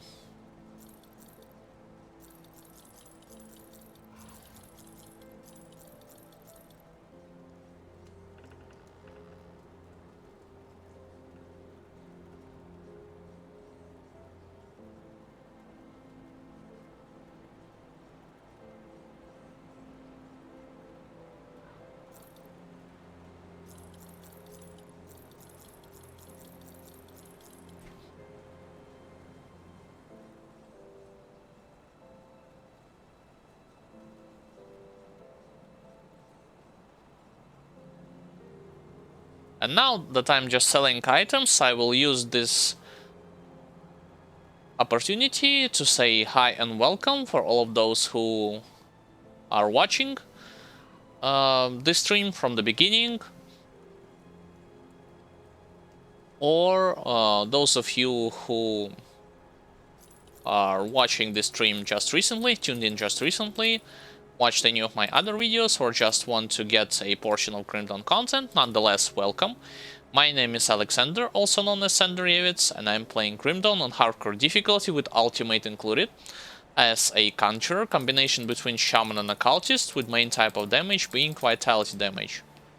My endgame goal when it comes to this character, like this build in particular, is to acquire Dark One set that can only be obtained on ultimate difficulty. If you want to look for a specific detail, such as skill allocation, as well as magical components and augments, how this character is going to look like, you can use the command in chat called !build, and it will present to you a Grimtools link that you can click on and to see everything for yourself. The other thing that I should mention is that those commands, for those of you who want to ask for something, you can also use those commands, either general commands or commands dedicated to Grim Dawn, If anything is unclear, do not be shy, ask questions in chat, I'll do my best to answer them. Additionally, if you miss other parts of this character playthrough, you can check them out later at your own leisure, at your own time, on Twitch, on this Twitch channel video on demand, on my YouTube channel. The link to it you can find in the description. And also when it comes to Ultimate, I will try to complete all of the main quest stuff, as well as secondary stuff, to test this character out. How well is he capable of performing and clearing out all of the campaign content. This does not mean that I'm going to kill secret bosses or super bosses. This means only that I'm going to be analyzing gameplay from a campaign perspective.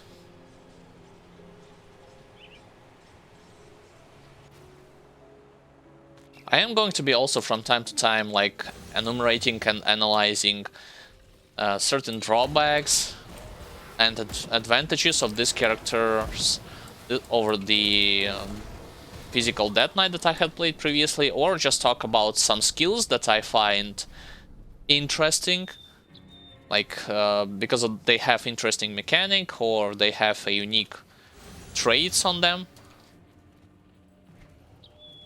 For instance, I was let's start doing this now and let's talk about Hungering Void proc from Dying God.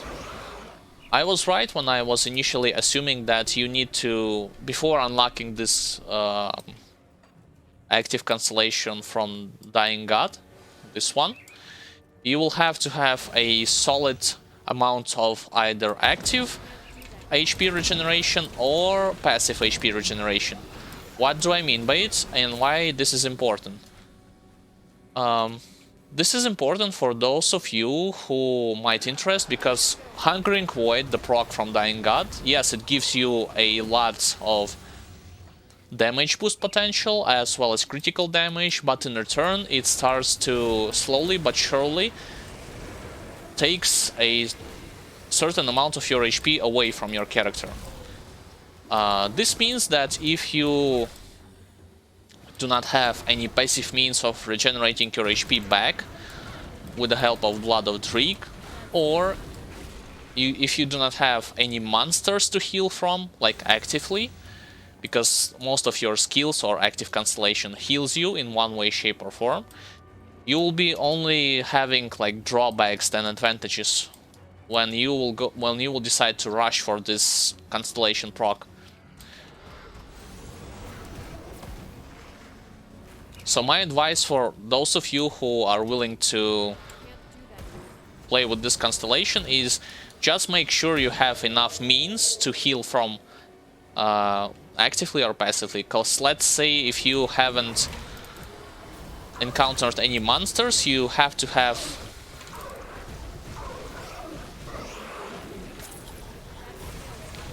other means for you to regenerate your missing HP back.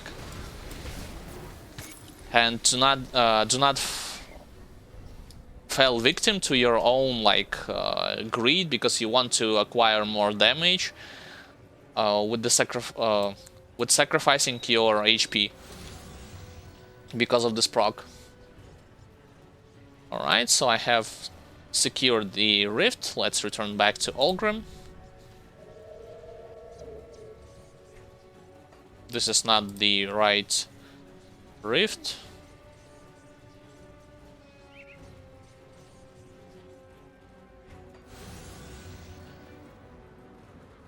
So how good work? Oh, I forgot to talk with this guy. Well, bummer. Should have talked with him first before talking with Olgrim.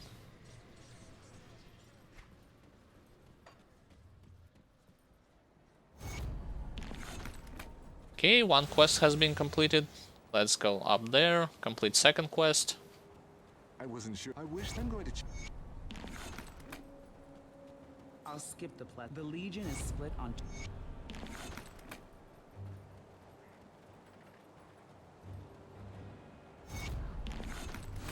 A bunch of quests has been completed.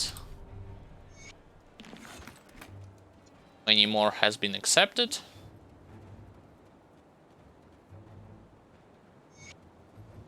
When it comes to conflagration areas, I will go there just to return back cannons to Homestead.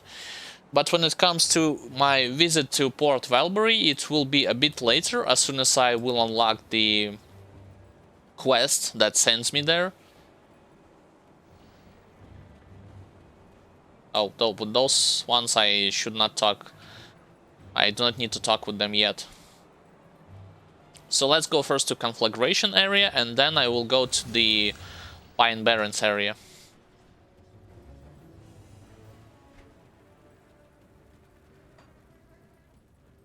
I still would have preferred that developers have give you like certain option to negate some of the environmental damage from ether ground or from acid ground in the Hargate laboratory. Because genuinely speaking, I do not think that this is an interesting mechanic to just take damage and do not have any means to mitigate them. At least give some form of constellation that will allow you to reduce the incoming damage, like in favor of your offense. Or defense, at least. I do not know how, like, the better way to put it.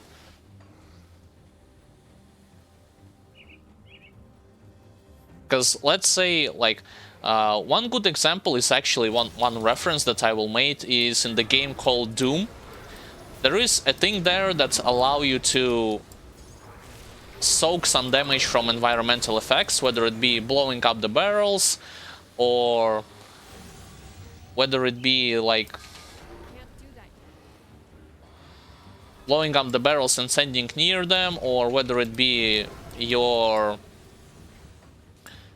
damage that you are taking from acid, from flames. They have the thing there. Why developers haven't decided to put something like this in this game, I do not know.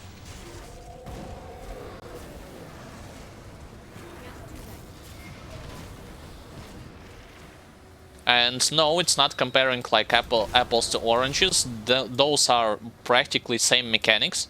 They are functioning in the same way. So, and it is not fun to avoid those sort of stuff, unless like you are playing a character with, for instance, Arcanists. I had recently found out that Arcanists have an ability that will grant him damage immunity for 3 seconds, as well as he can add to this a teleport ability with the help of Glyph. So unless you exclude this character in mind, it's not fun to run around those ether grounds, those acid grounds, and continuously taking damage.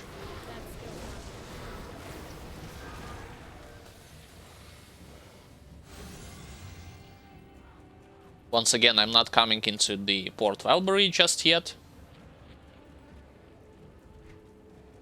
I have come here to collect ether crystals as well as those ether shards. And open up the passage there.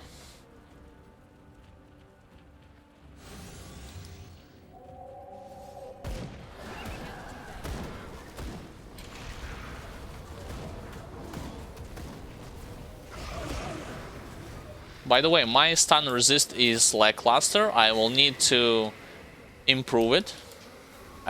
This is especially going to be vital in Ashes of Melmoth DLC, since I am planning to face against certain bosses, to be more specific against Galacross the Mountain in Melmoth Sewers, and he has a lot of stun chance from his regular attacks as well as his charge attacks.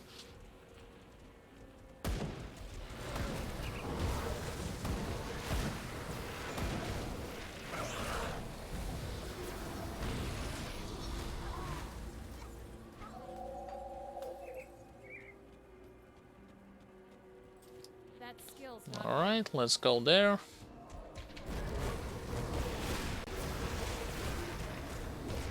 Yes, some, by the way, reduction of movement speed ability.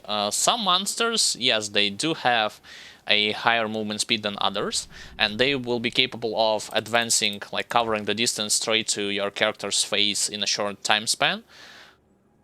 But you have to take into account that not only your Curse of Frailty is capable of reducing movement speed of your foes, but also your skeletons from Raise the Dead Constellation, skeletons from Revenant Constellation, they are capable of doing so as well. And this is especially noticeable on those enemies that have a slower movement speed, like regular enemies or bosses. And if you were to create multiple skeletons and they are start to attacking those slower movement targets, they will be capable of forcing them just to move back and forward, and they will not attract attention. They will they will force those slower moving targets to switch their attention from your character and just move back and forward. And this happened. This is not a bug. This happened more than once. I think that this is a unique trait, because not only those skeletons are helpful to reduce general defensive layers of your enemies, they are capable of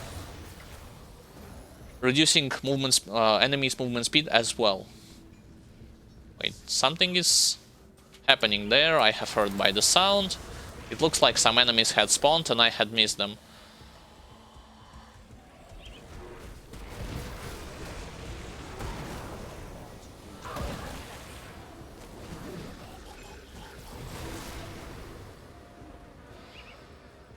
Alright, let's smash all those boxes, open up everything here, put my totems here as well as sigil. This should take care of one Ether Crystal cluster. Yes, the other one should be destroyed as well. I have spotted another new altar, which I will be cleansing.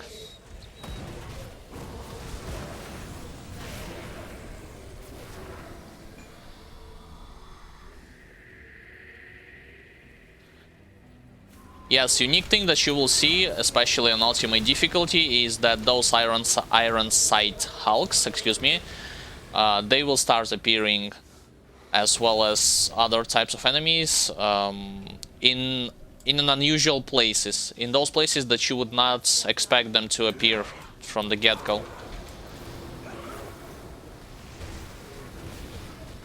I should not have any problems against this Herald of Flame, to be honest. This is a stationary target. It does not. It is not capable of counteracting my healing abilities as well as my damage, even with the help of his ethereal spins and whatnot. Okay, let me pick up this vital essence, please. There is an shrine as well as desecrated shrine. I mean, new shrine and desecrated shrine. Okay, I will cleanse them both.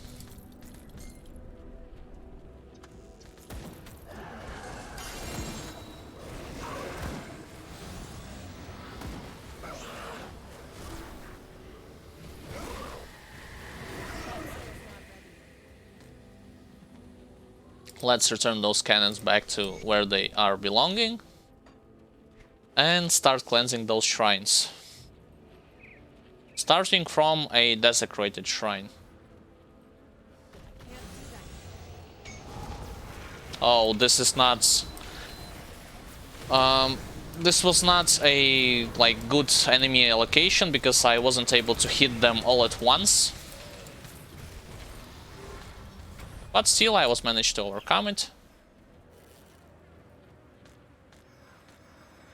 So those were desecrated shrine. Let's cleanse the newer altar. Oh yes, a lot of ethereal colossus. That's what I want. Do not think that even if they are not elites, that they are easy to deal with. It's actually not the case. Ethereal titans and stormbearers. Oh boy.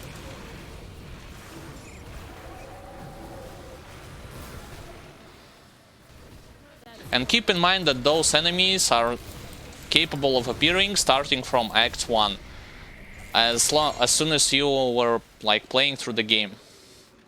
starting to level up your character from scratch. So you can imagine how tough would be for any one of you trying to kill those Colossus guys.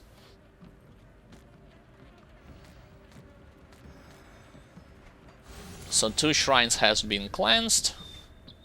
Let's turn back to Homestead. Return back to Homestead.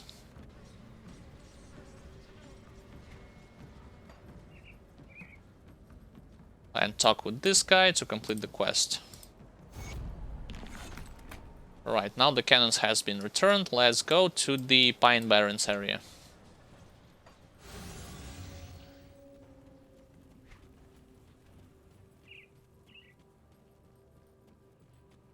I can't do that yet. So, like, I can commentate more about the... I should add certain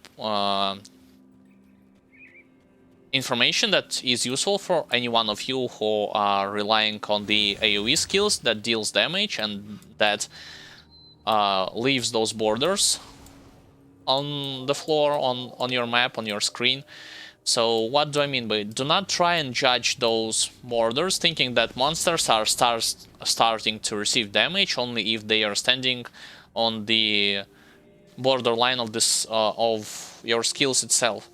Same thing happened. I'm trying to make a reference also to the Warcry ability from a soldier.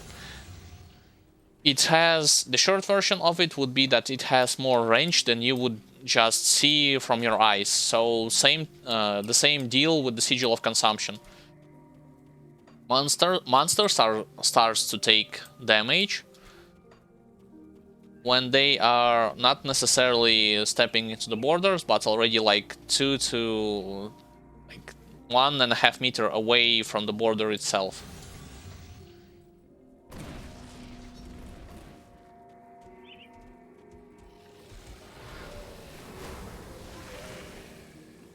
This is useful for you because some of you, especially those of you who are beginners, might think that you need to constantly lure them or attract them closer to the borders of the sigil in order for it to take like damaging or healing effect.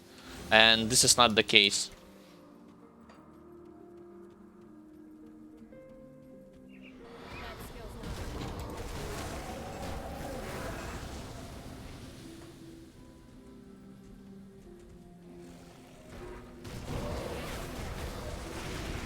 Alright, those horrors. By the way, I have mentioned a couple of times, and I think that this is still relevant.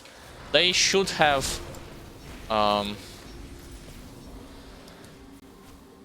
developers should have think about putting the nemesis from Beast faction at the main campaign areas, because to me it does not make a whole of a lot of sense when you take into account that all of the players will be by default unlocking their first nemesis of the Beast faction, and they will not have a chance to fight against him in main campaign. They will only have a chance to do this in Ashes of Melmoth DLC.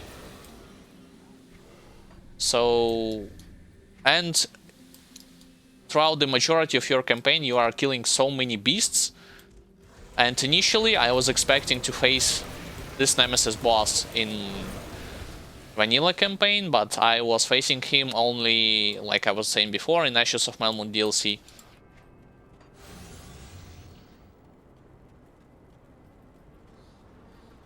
Alright, another waypoint has been activated. Let's accept a couple of more quests.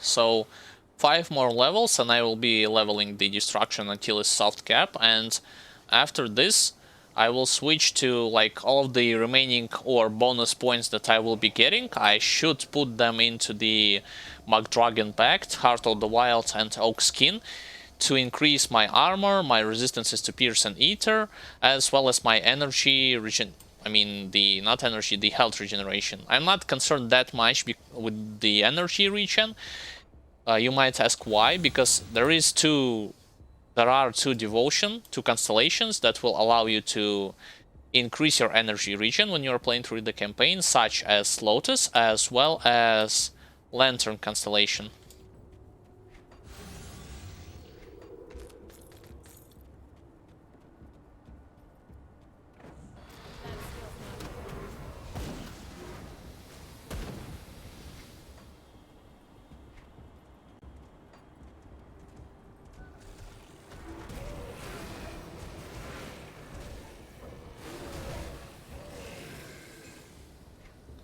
Nothing there, let's continue onwards.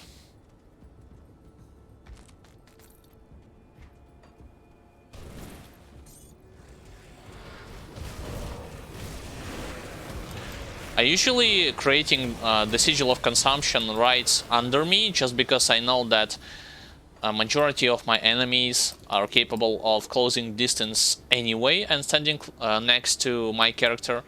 So it does not make that much sense to try and hit them, try and create the sigil from a distance. Unless you're fighting a big group of ranged enemies, but that's the other story.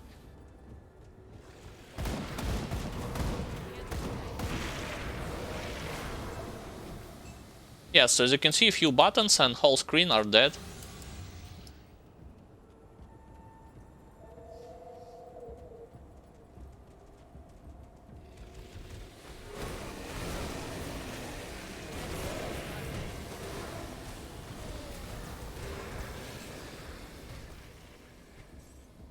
I am approaching those manticores already, so I should be more careful.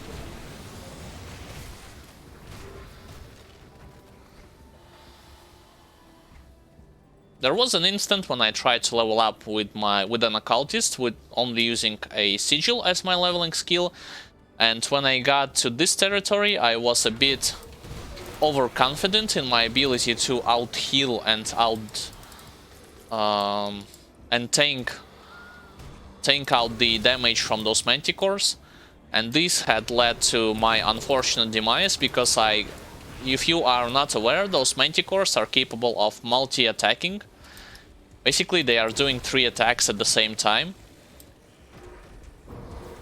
So I was not only getting surrounded by several manticores, but I was absorbing a lot more hits than I would want to. So if you are leveling this character out, be very careful when you are near those types of enemies. Once again, they are not tough to defeat when it comes to their general health pool. They just have this unique mechanic that will going to be a threat for all of those who are not tanky enough, or just not tanky in general, to soak multiple attacks from all of them at the same time. Especially from more than one manticore. Alright, so I have collected Poison Gland. Let's return back to Pine Barrens. Give this quest item to this NPC.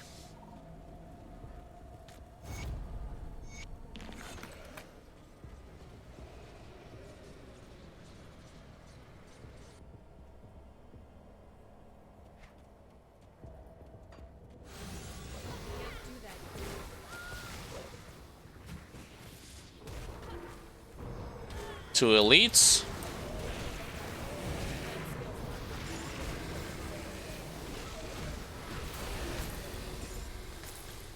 They have been defeated. Let's move from the poison.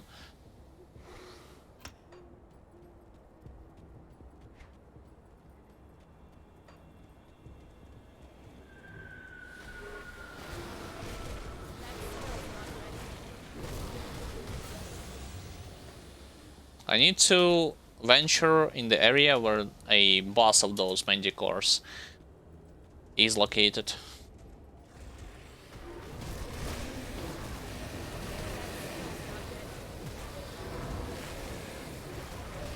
By the way, I hope that I will be able to farm the Dark One set quicker than I was doing this with a Death Knight. With the Death Knight and his Creek set, I was able to acquire full Creek equipment. It took me 5.5 hours of non-stop farming on Elite difficulty.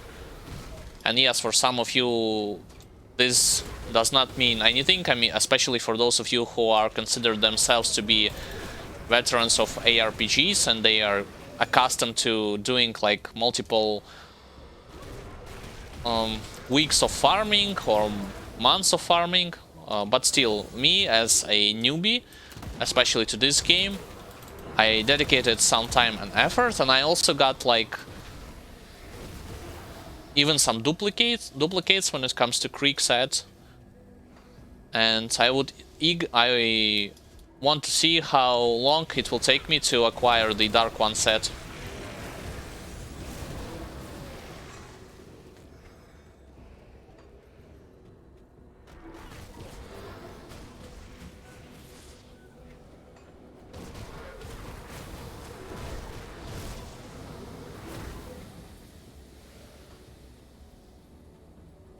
Alright, let's go to the boss. Actually, there is a chance of you to encounter several of elites in this area, so might be a good option for those of you who are reliant on items that have a world drop effect attached to them. So for those of you who are unaware, I should explain a bit what have I meant by saying those words. So some of the character archetypes, they do not have target farmed. Actually, majority of character archetypes do not have target farmed items. They only are reliant on world drop effect. World drop effect on an item means that this item can be acquired anywhere on the map, starting from defeating regular elite, open up regular chests, smashing regular bugs, so on and so forth. If an item has like if an item mentions specific name of a boss or an elite that you need to defeat to acquire this item, then yes, this item is considered to be a target farmable item.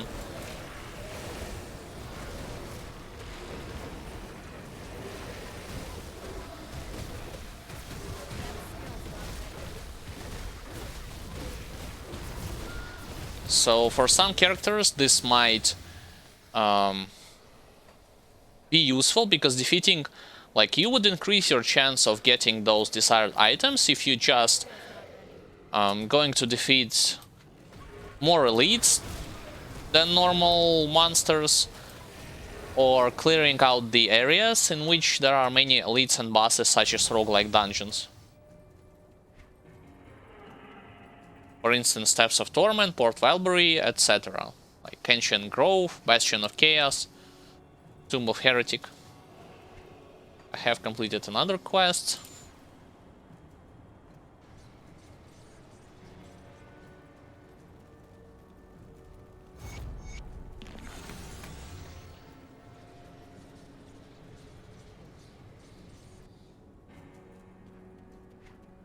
That skill's not ready.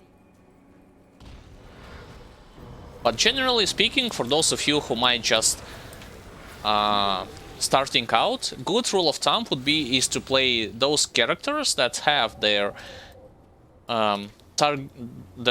equipment target farmable, and with them collect few items that have a world drop effect, or perhaps even collect more of them for other characters, and this will allow you to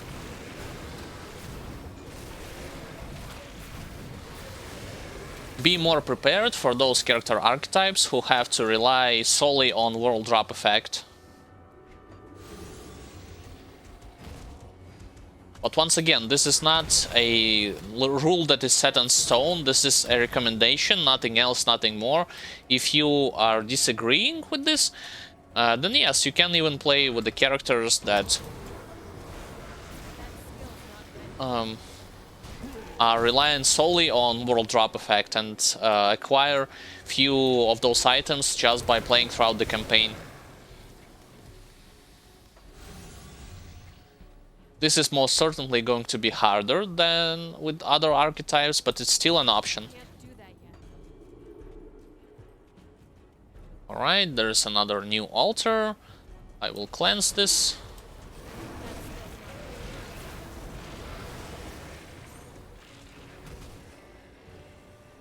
Let's see who will appear from the box. Trolls? Oh, that's interesting. Oh, and few elites from Ashes of Melmoth DLC. Got it. Oh, I got stunned. This is so bad, guys. You are not gonna believe. This was a very bad display because I got chain stunned by all of those trolls. But once again, my healing was able to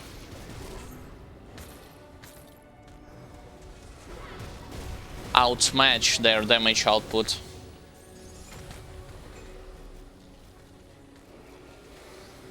Yes, my stun resistance is definitely was the weak point in this engagement. Got chain stunned continuously by 3 elite trolls. Okay.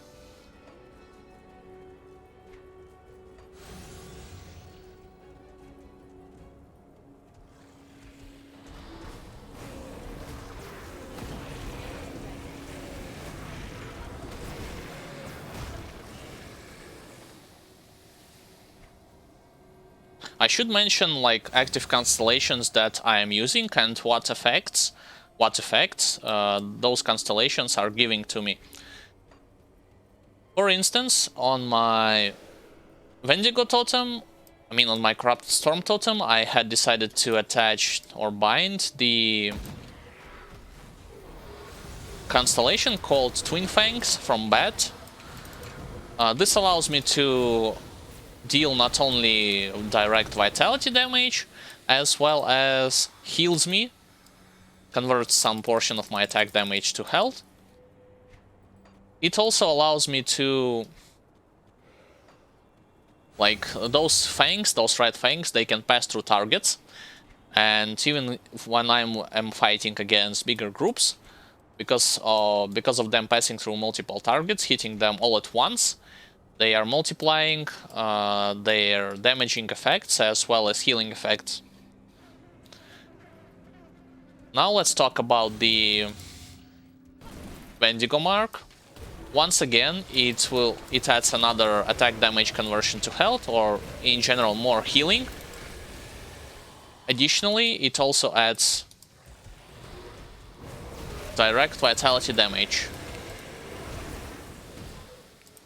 And it is capable of proccing on multiple targets because I decided to bind it to Curse of Frailty, which on its own this ability by its own has a good area of effect. The next constellation that I will be pointing out is actually active constellation proc. Is going to be the Wheel of Rotosh. Resistance reduction to vitality damage is important, as well as direct damage, but mainly resistance reduction. And about the Raise the Dead from Revenant Constellation, I have already shed some light when it comes to this effect and what it gives. A short version of it would be that it gives a lot of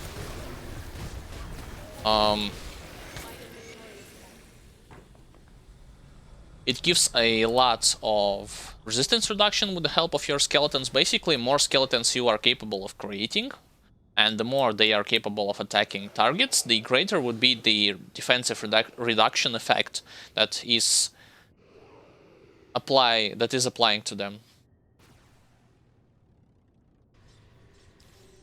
And finally, the Hungering Void, once again, a good damage output as well as critical damage output, but you have to make sure that you are capable of passively and actively healing when this constellation is activated, because otherwise you would lose a lot of your HP and will not get that much of a benefit from it.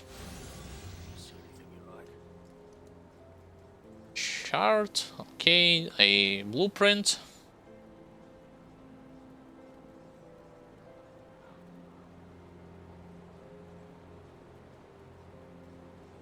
This is my third, I believe it's my third visit to town. Let's see if I am lucky and if I am capable of obtaining any Void Harbinger items.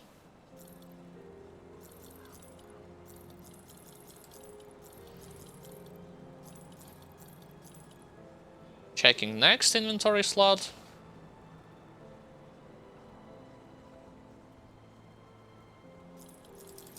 Nothing useful.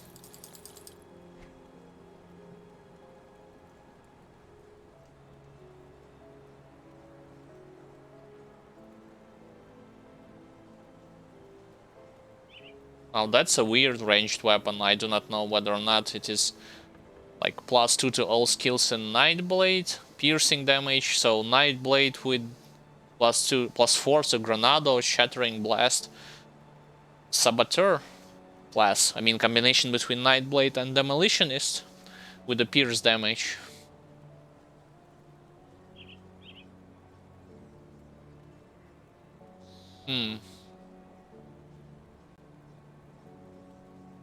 Yeah, I'll save this legendary.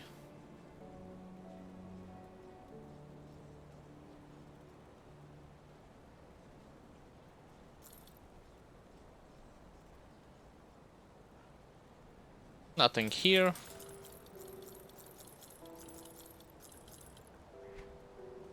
Another blueprint.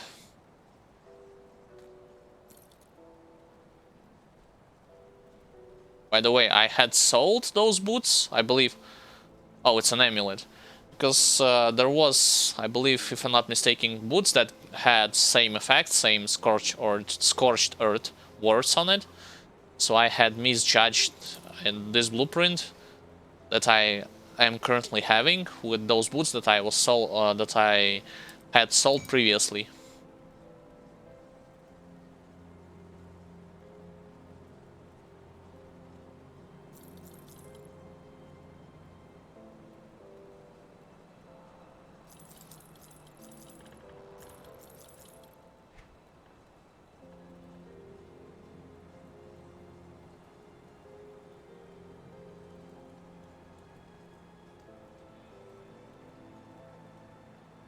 Nope, so far no Void Harbinger items. Perhaps here.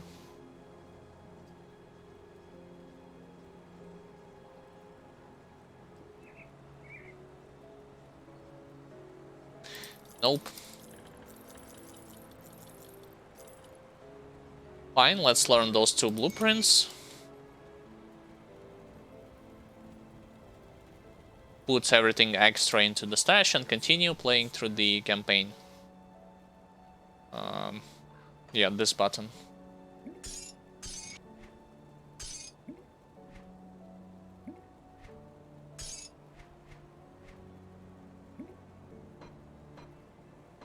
Do I have any free space for a weapon? I do.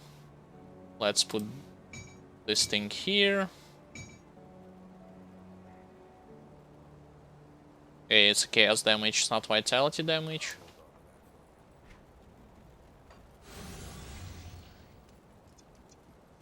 Alright, let's get back on track.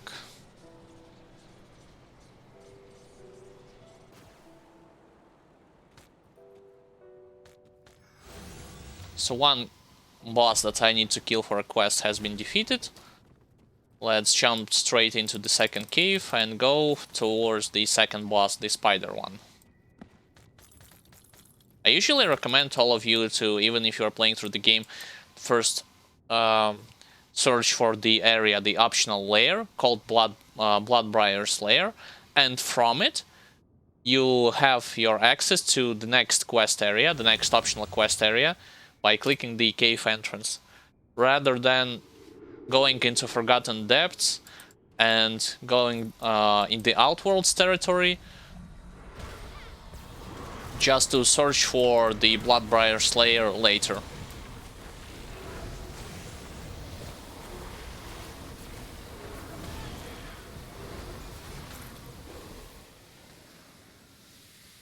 That skill's not ready. Okay, let's continue. Oops, those spiders have appeared. Need to turn back and destroy them.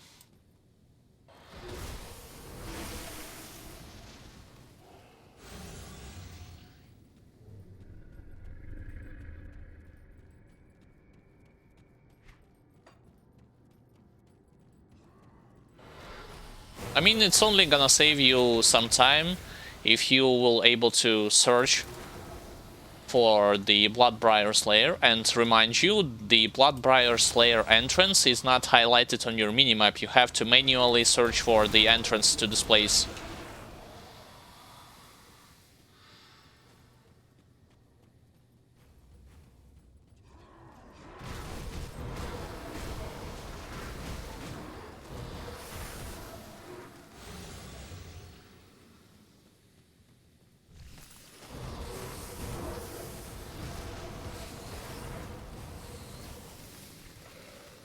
Alright, everything has been cleared in this section. Let's move on to the next one.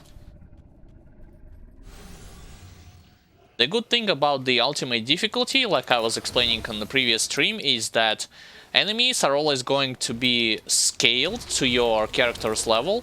If you remember, the game gives you a hint that if your character is higher level than monsters, then you will not receive not only good amount of experience points, but you will not going to receive components from them. But when it comes to ultimate difficulty, you will always going to not only fight monsters that are capable, like that are going to be scaled to your level, but you will always going to receive any form of reward from it, whether it be experience points that you are missing or components like crafting or some items from them.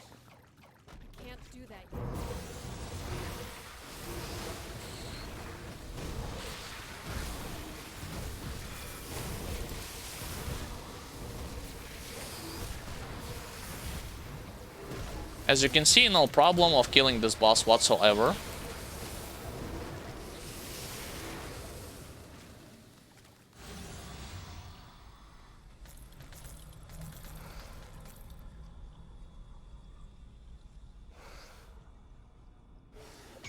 Eh, fine. I'll break my rule once. I believe Vicious Jawbone is the... I mean, the component that you can obtain or craft in higher quantities without even doing those farm runs. So I have completed those two quests. As soon as I will get to the open areas, I will get back to the quest givers and receive a solid chunk of extra experience points.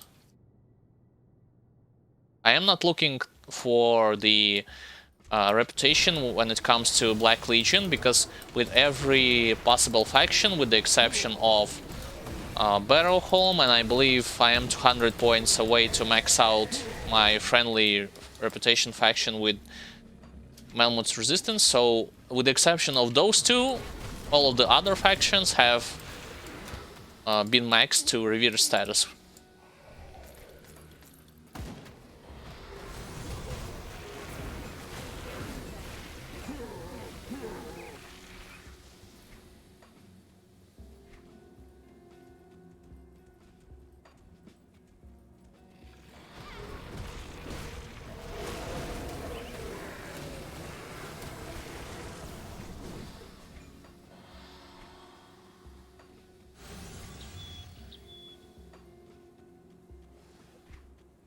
Okay, let's get back to those two NPCs, two guys. I have been able to do this just because I have bought their writs. If you are familiar about what I'm talking, there is a writ or a mandate, I forgot how it's called specific, that grants you plus 150% of bonus reputation, and you can apply them as soon as you will unlock the ability to go to the first initial town, to the Devil's Crossing. those reads you are capable of transferring them to your other characters. Same thing goes for those experience potions, which a few insights of why I do not have the experience potion with this character, because I had made a mistake when I had played a Death Knight and I bought only 10 potions. I thought I haven't checked how long those potions are capable of lasting. So as soon as I will unlock Revered status with the Melmoth resistance, I will buy vast quantities of them.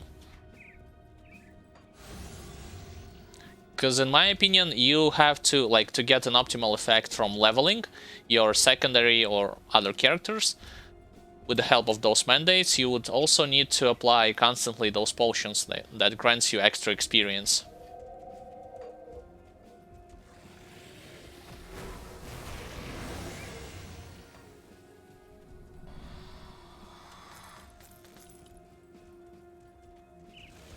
That skill's not ready.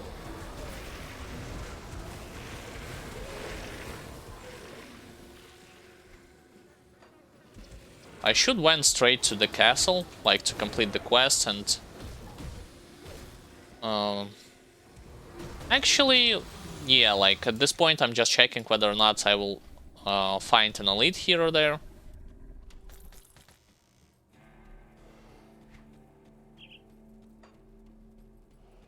No elites, just regular chests.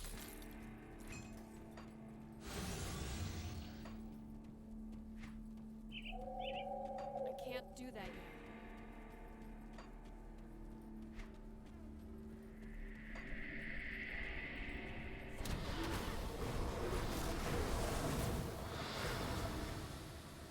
By the way, I was mentioning previously those character archetypes that are reliant on world drop items. I can give you one example of those character archetypes. Archetype, that being Blade Master, combination between Soldier and Nightblade. For instance, his very good set is called Belgothian Armor. And it is, yes, it's a world drop set. You are capable of only finding those pieces randomly, and throughout to get you, like, to tell you about the perspective of how rare it is to find those pieces of equipment. Throughout my two characters, this is already my second character that I had played, taking into account all of the 3 difficulties, I had only collected Belgothian armor, and that's it.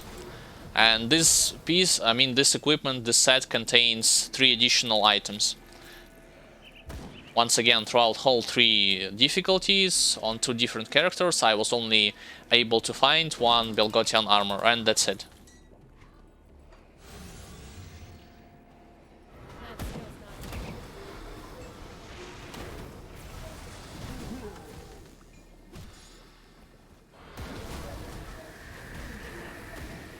I mean, this should not discourage you from trying to play this character archetype. If this is your goal, if this is your intention, I think that you should still go for it. But you have to know the risks and the benefits that you will be getting. I mean, not talking necessarily about benefits, I'm talking about mostly that you'll have to dedicate a lot of time to obtain your best equipment.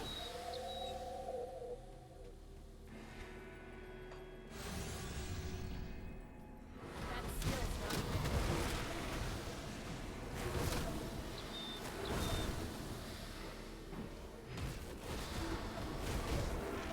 Especially if you are playing from the beginning and you do not have any blueprints, items, experience potions, perhaps any rare items that would be useful for leveling, well, all of this sort of stuff.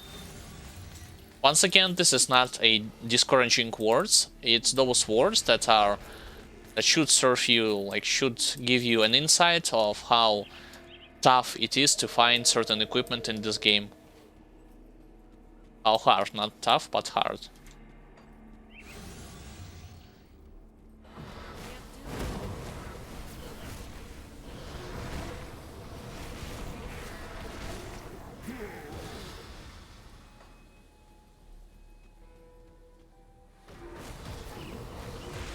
I do not know that much about the character as a whole. Character archetype Blade Master.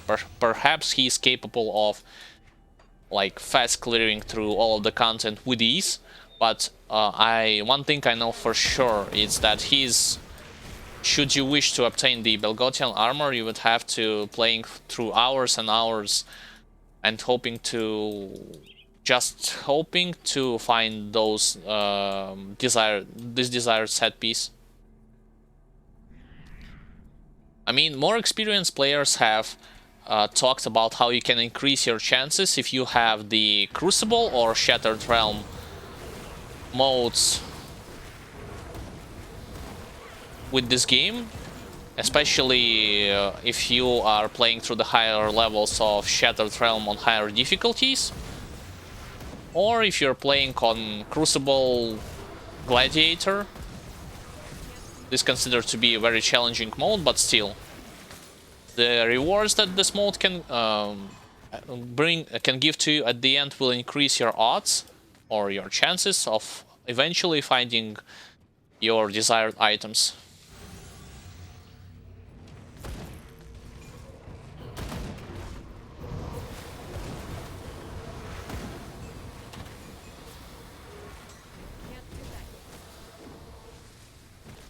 Right, let's smash those boxes, check whether or not something useful is in here. No, nothing. Oh, and by the way, one thing that has been changed into the new patch, I had mentioned about Shattered Realm, and perhaps some of you might be interested in clearing those Shattered Realm on normal difficulty. You should be mindful, you should keep in mind the fact that on normal difficulty, the chances of you to find a good items in Shattered Realm has been nerfed. So developers have intentionally done so for you to just go to higher difficulties and not use those additional modes to farm up the missing equipment.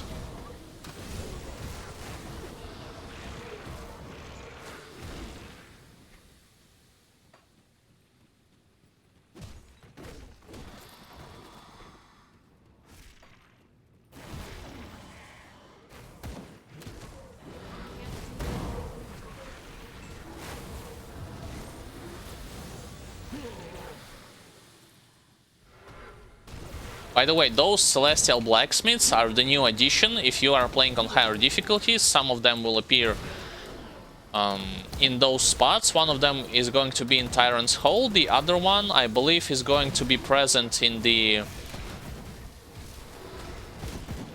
if I'm not mistaken, in some area in Forgotten Gods DLC.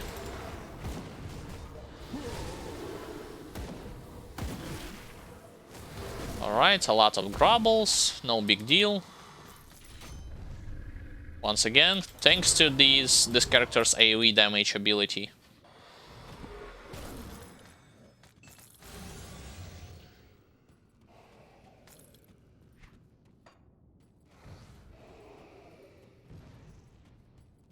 I do not recommend for you, well, you can try for yourself to speak with those Celestial Blacksmiths, and they have the option to craft for you random legendaries with the help of your resources, your rare resources, but I do not recommend for you to do this, because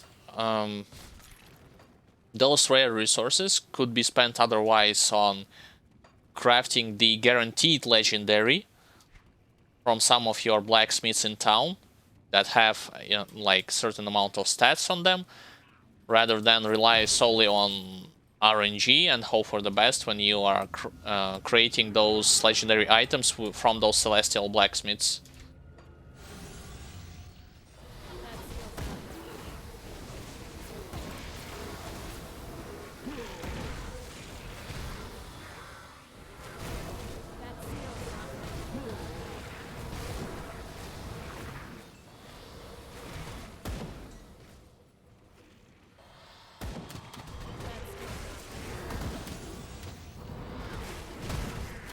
Okay, let's not stand on spikes.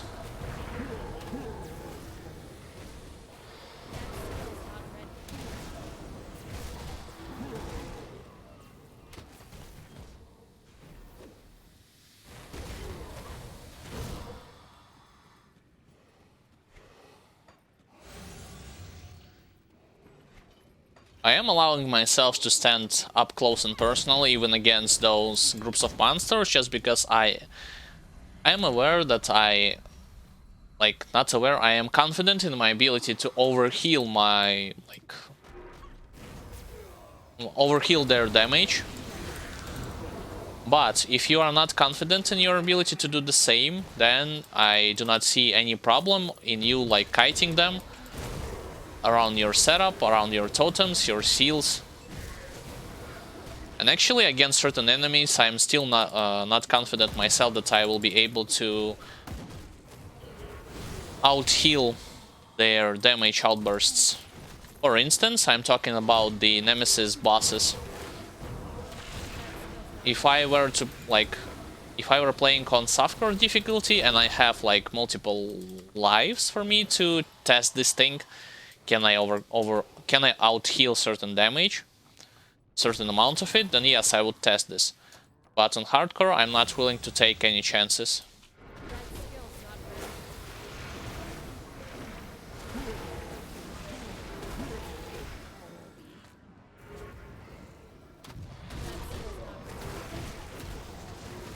Oh yes, for those of you who might be interested what those OA and DA numbers means. So basically OA is my offensive ability. First percentage numbers indicates how high my chances to hit my enemies, how high my chances to hit my enemies with spells or auto attacks. The second percentage numbers indicates how high my chance is to crit them with skills or auto attacks. Defensive ability, same thing. This indicates how my chances of dodging enemy attacks. And the second number indicates my chances of receiving critical attacks from, oops, wrong button, from monsters.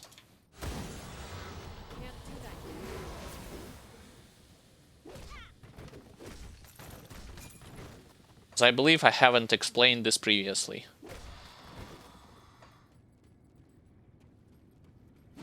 Okay, let's open up those hidden spoils.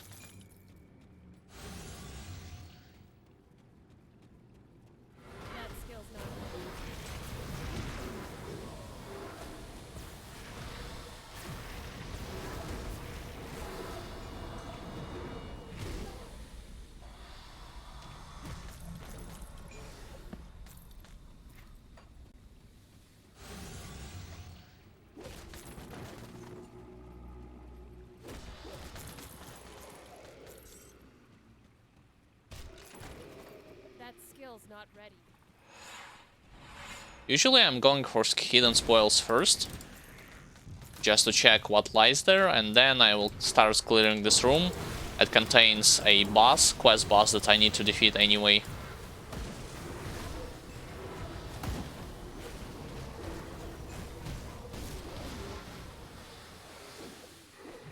Come on, stop running away, you annoying witch doctor. Oh my, a lot of damage. Yeah, but only because he is able, his attack speed and movement speed is definitely increased on higher difficulty. Not necessarily because I am not capable of out-healing it.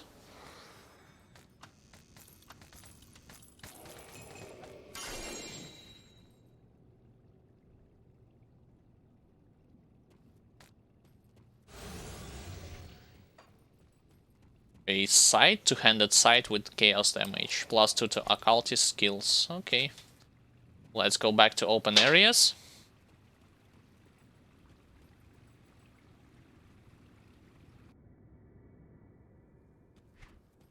And finally complete the last part of this quest line in Pine Barrens.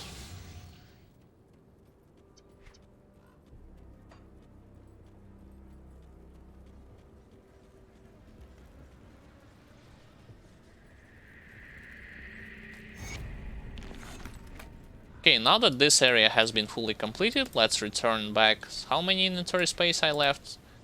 Quite a lot actually still, so let's go back to Homestead.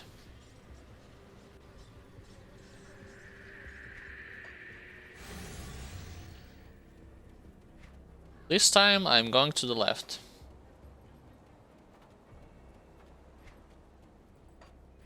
How many dynamite I have? Quite a lot, so I do not need to craft some extra dynamite for me to open up optional areas.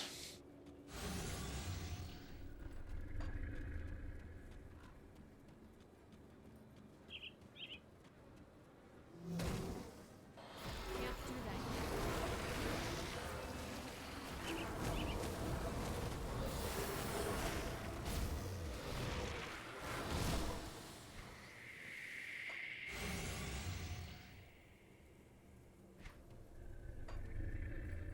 I usually first go trying to explore this area fully and do some of those quests preemptively or beforehand, before going back to town. For instance, I can tell you straight up front, you can complete the quest called, where it is, yes, the Infested Fields, as well as you can kill the Bug Queen preemptively. You can find her lair and kill the queen, and only after this return back to Homestead.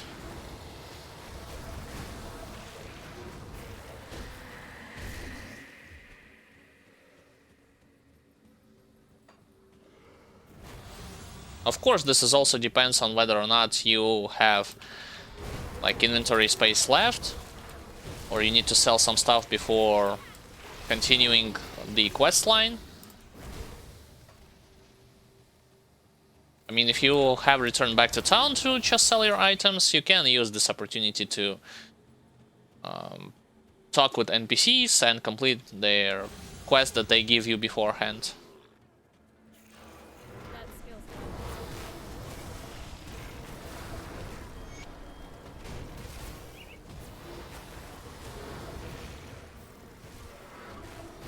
yet.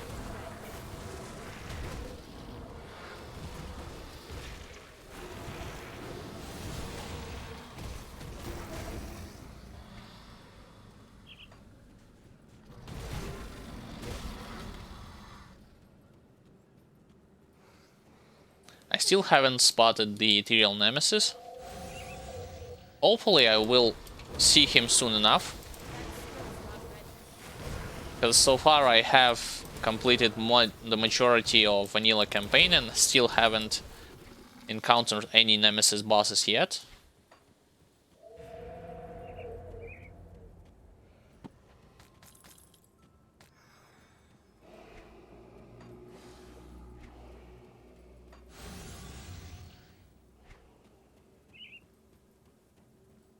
I usually stick to the bottom areas just because I know that there are a couple of optional places for you to visit to complete yet more quests or blow up the passages with the help of dynamite. But that was on previous two difficulties. Once again, on these difficulties, I will use all of the chances that the game gives to me to acquire the missing experience points to get faster to level 100. That's the cap level of this game.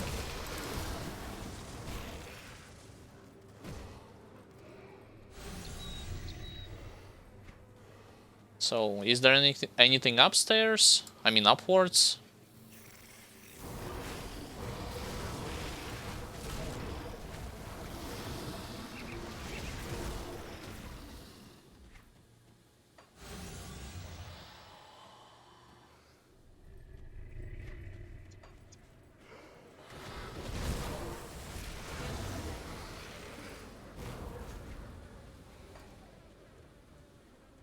No, I will not do this.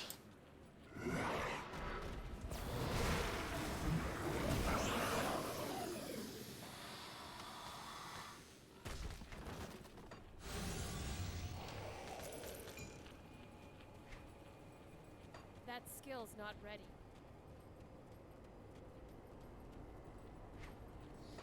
So, what is here? Anything? I am searching for a corpse. If you are... if you do not know what I'm talking about, basically, if you... one of the corpses that you can click on in this area, as soon as you will check his body, you will be finding his lore note as well as an item that will unlock the quest called Hidden Treasure.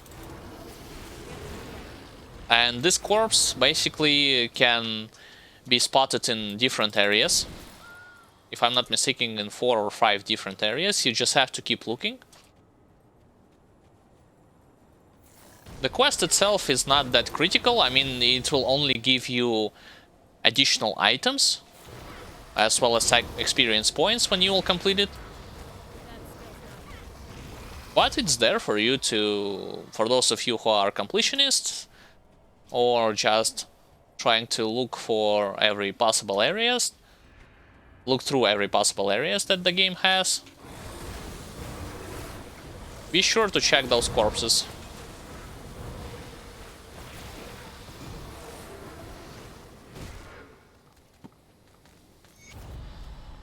As you can see, I had already found this.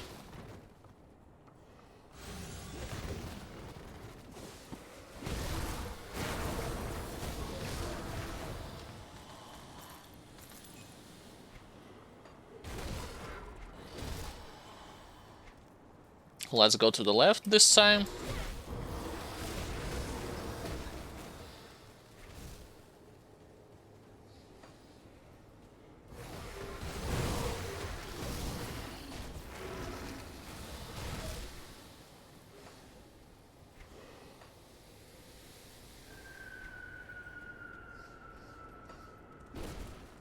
Once again, important for you to remember, do not confuse the acid that enemies are capable of leaving when they are dying or when they are spitting with those acids. Do not confuse those acids with acid that you might encounter in the Hargate laboratory with, when you try to complete the quest, The Origin of the Slit. Because acid in Hargate laboratory is...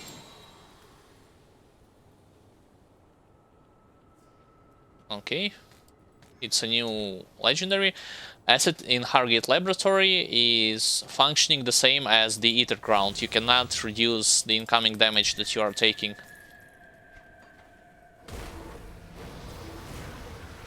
Yes, I know it's kinda counterintuitive. I mean, you might be one of those who think, yes, especially when you are just first playing through the game, I have like overwhelming amounts of poison and acid resistance. Why am I getting damaged by the acid in this laboratory? But now you are warned about the dangers of this place.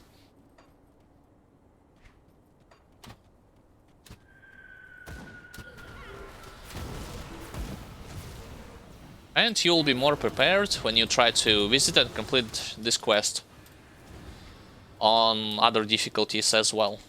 This quest is not difficulty specific. As soon as you will unlock your reputation with Devil's Crossing, each of the faction have their own unique quest for you to complete. Some of them are easier than others. Some of them are harder.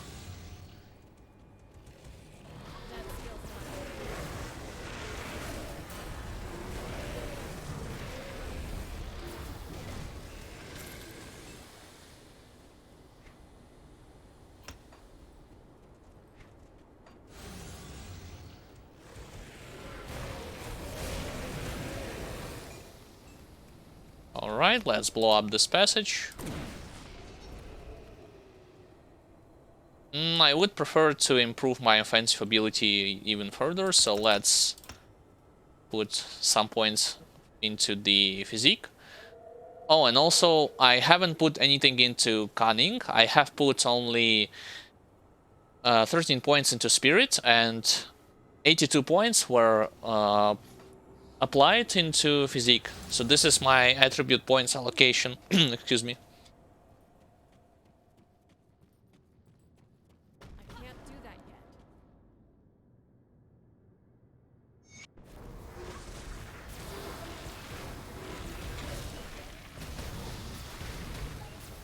That skill's not ready.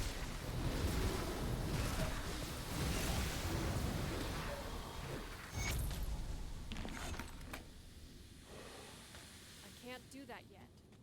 Alright, so this demon has been killed.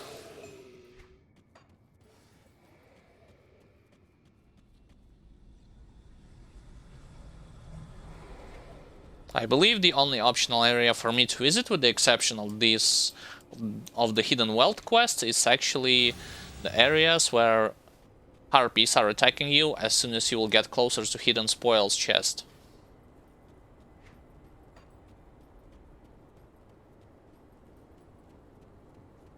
That skill's not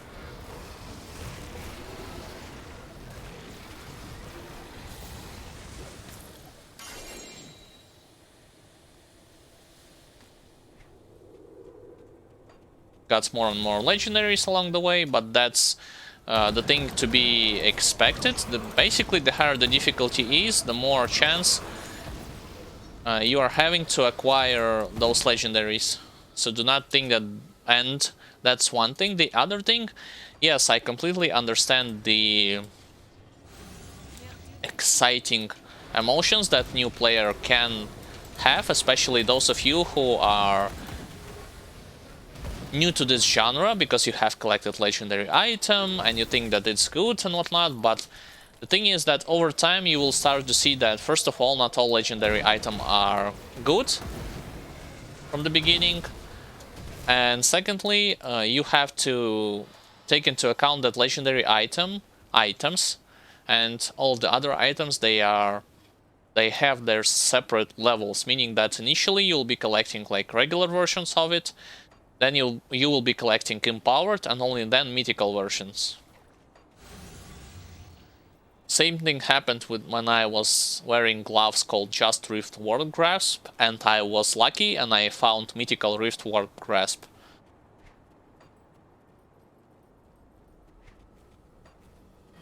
Over time you will start to determine whether or not a legendary is going to be good for your other characters, or you just or you need to sell them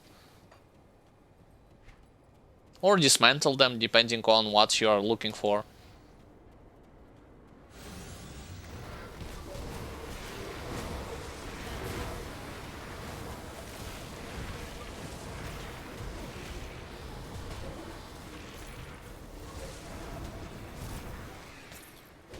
Alright, all harpies has been defeated.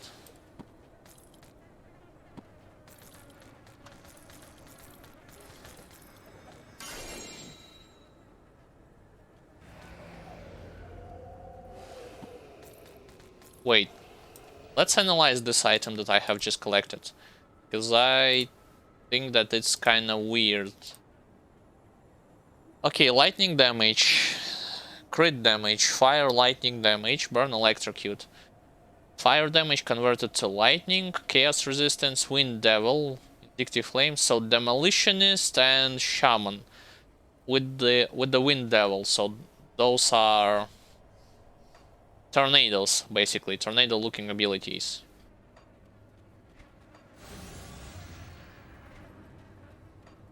I still haven't managed to collect like every possible legendaries and blueprints in this game, so from time to time I will be just stopping and analyzing whether or not an item is good or bad, and giving you some insights on if you should keep this item or should sell it. But take it with a grain of salt, because I am not an expert when it comes to min-maxing all of the possible parameters on certain items. So my opinion concerning some of them can be wrong.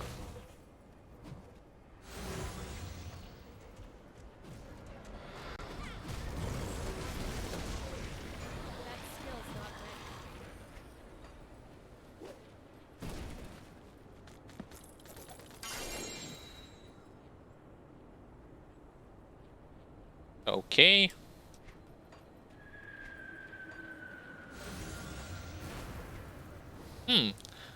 I was expecting to face against the Nemesis in this area. Perhaps he... The thing is that Nemesis boss can spawn randomly in different locations, so you'll never know when he will going to appear. But with every visit, whenever you are entering in a game, the Nemesis, as soon as you unlock the Nemesis status, Nemesis will be there. But once again, he will be in different areas.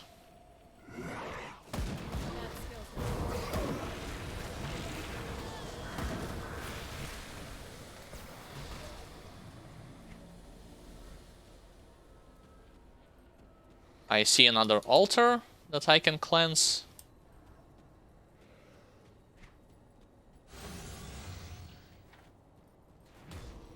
That skill's not linked.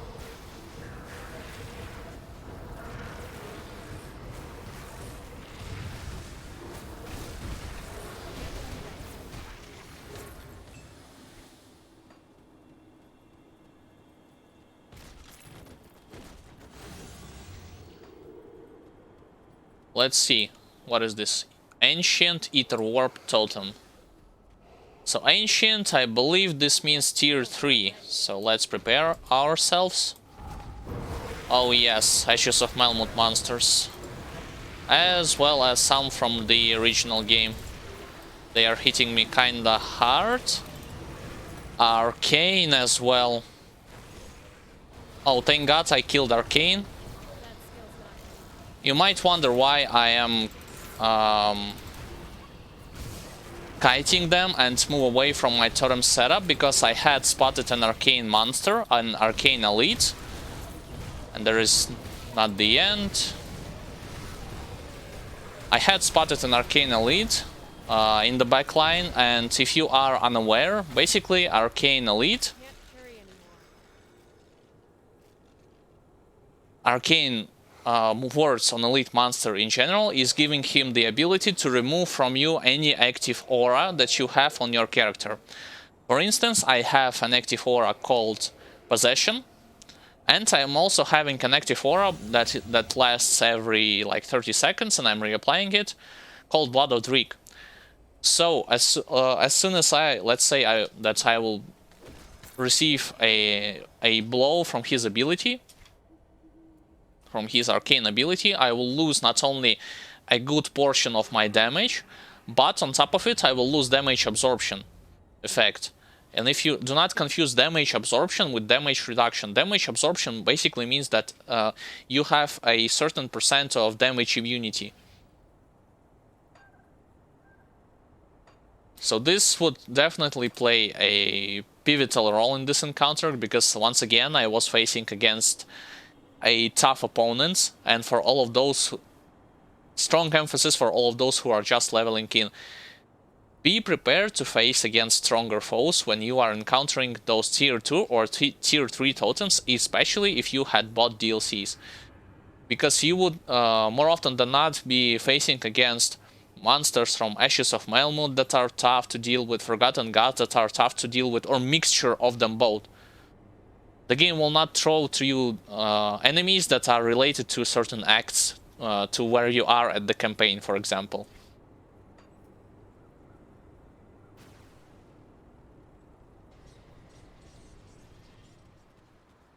Come see what's left of my wares. Got some more blueprints. First, let's sell the items. So this is already 4th visit into town.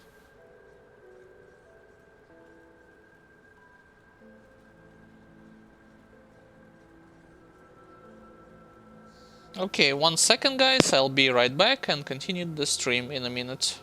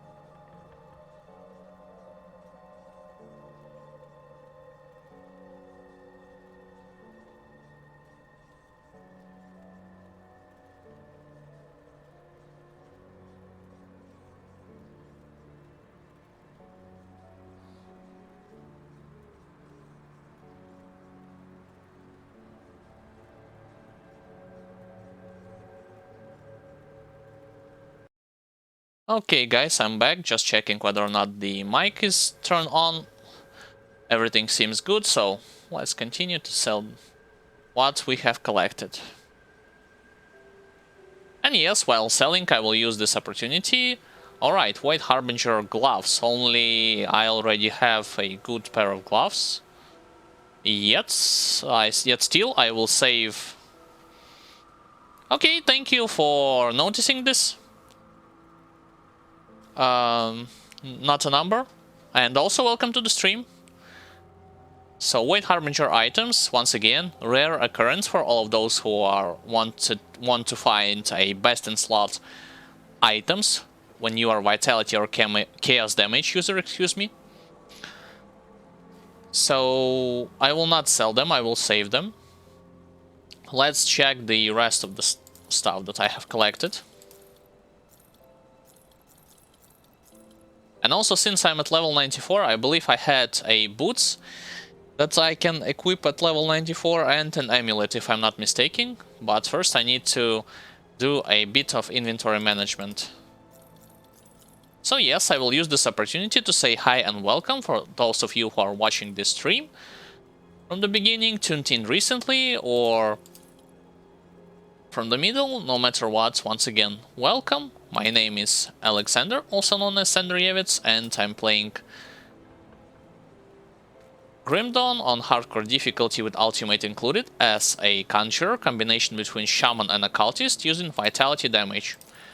My endgame goal when it comes to this character is to obtain Dark One set that can only be found and target farmed on ultimate difficulty, but nonetheless, that's the endgame goal, as well as clearing the campaign on ultimate difficulty, meaning that main quests and optional quests. I do not talk right now about some secret bosses or super bosses or any additional modes such as Shattered Realm or what you call it, the Crucible. I'm talking right now about the campaign. And I am going to be emphasizing certain aspects and talking about certain aspects such as your defensive parameters when it comes to higher difficulties, as well as your components that you need to have on some of your items and why are they better than early game ones, and also analyzing and giving you some useful tips and tricks, taking into account these squishy caster gameplay from the perspective of Conjurer, of course. Additionally, if you are a beginner and in the nearby future you have a free time, I would highly advise you to check some of my edited videos that I had specifically made for beginners, beginner-friendly videos, discussing such aspects as bosses' dangerous attacks and how you can avoid them, resistances that you need to have on certain portions of the game, and what you can neglect to a certain period of time, for a certain period of time.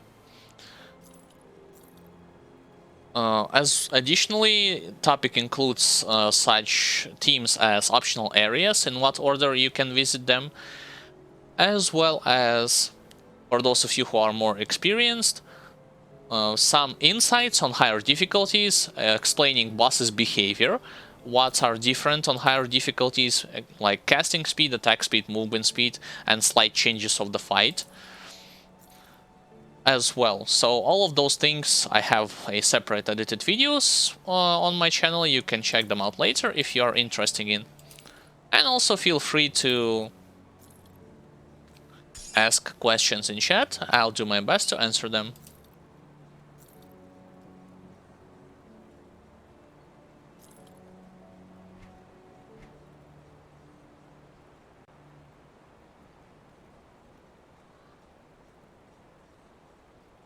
Once again, another blueprint, Korvac's Deception. For instance, the other thing that I'm going to recommend for you, if you are let's say you are not playing a physical damage a vitality damage user or chaos, you're playing as a physical and internal trauma damage. your best in slot combination of words would be to search for Alaron's Red items. Because Alaron's Red, same as with Void Harbinger, it is capable of giving you a lot of physical damage, well, lots of damage as a whole, as well as a lot of resistances on top of it.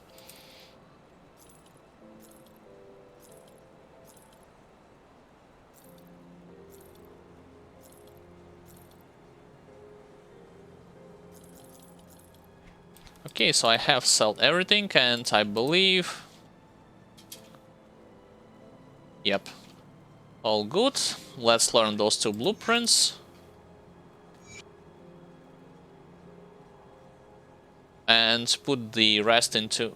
Actually, I should sell this as well. Yeah. Rest into the stash. And check those 2 items that I have mentioned earlier that are for level 94.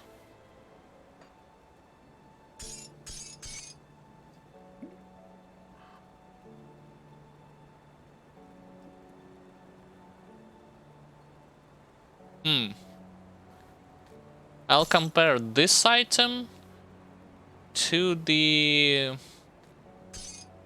Well, this is a quest item, I cannot put it anywhere.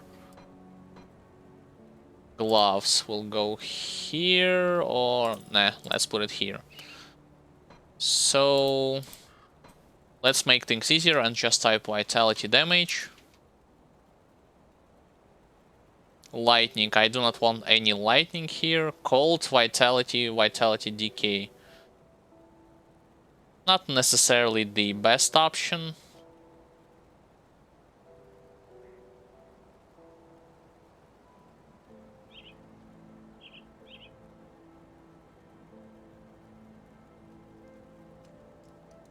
I mean, this is good.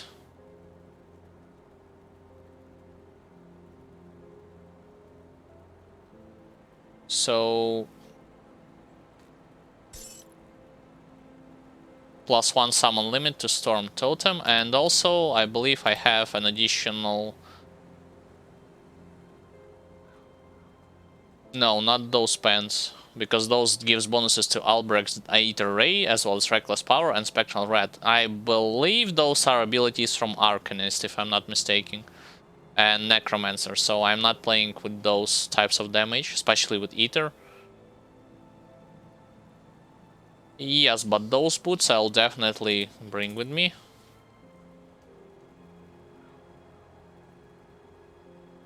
So I just need to compare those 2. +2 to Blood Pact.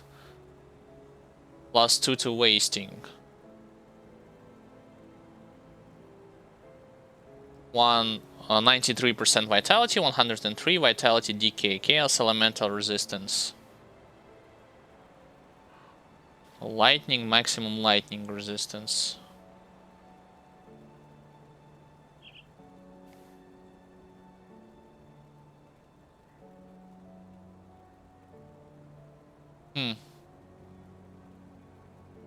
You know what? I would rather equip this. Oops. Equip this amulet. Like blue one. Vitality resistance is not that important for me because I have an overwhelming amount of it. Anyway, having more chaos and elemental resistance will not gonna hurt. Yeah, sure. Okay, let's use the Inventor Lady. And what was on my amulet? A certain augment that I have with me, I believe somewhere... Yeah, here.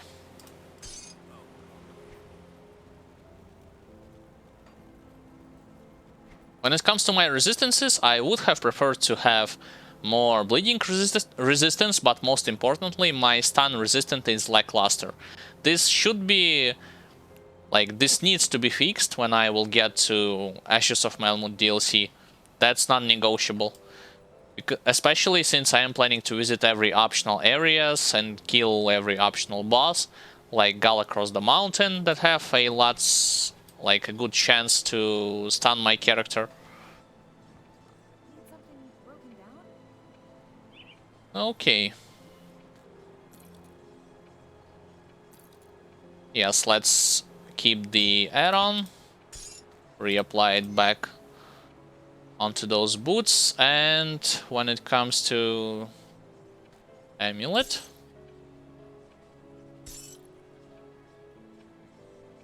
once again keeping this add-on,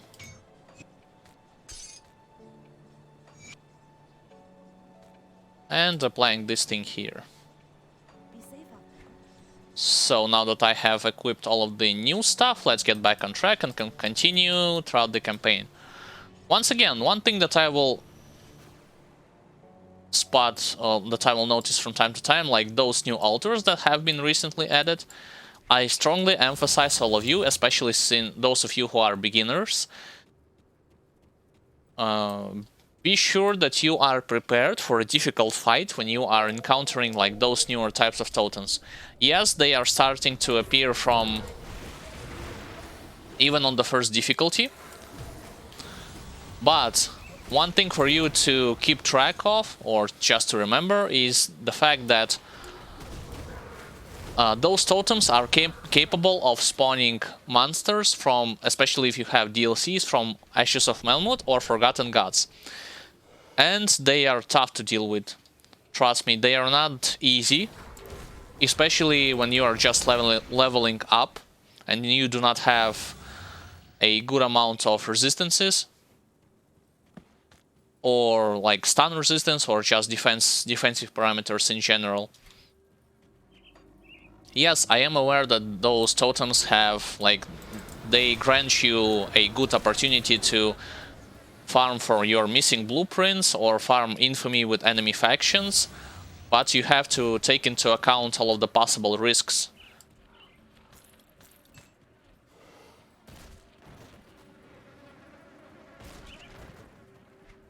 And also I do have a lot of bonus points from those additional items. I should relocate some of my bonus points to be able to soft cap, first of all, destruction, and then I need to put some points into Heart of the Wild and Oak Skin, unlock those abilities as well.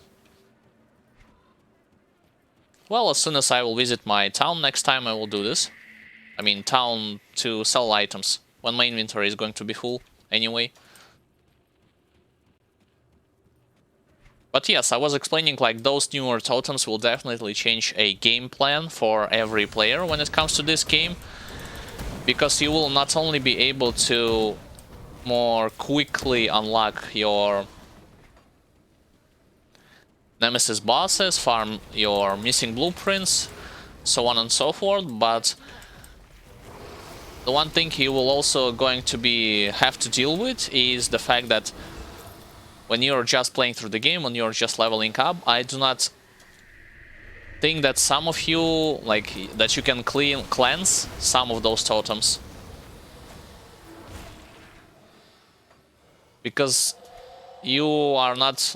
well, some of the characters can, like by kiting and attacking from a distance, but only if you are encountering certain types of enemies that will allow you to do so. Because let's say you are facing against Ethereal Colossus and Titans. First and foremost, they have a charging ability that can stun you from a distance. Secondly, they also have some ranged ability, some of them at least. Additionally, they will also reduce your defensive stats by a lot. So even if you were to, like, try and play it smart, play it safe, attack from a distance and whatnot, I do not think that some of you, like, some of them you should be even approaching to cleanse and get your reward with loot and with blueprints. But once again, this is just my opinion. You are free to disagree with it, or you are free to try and test for yourself what will happen.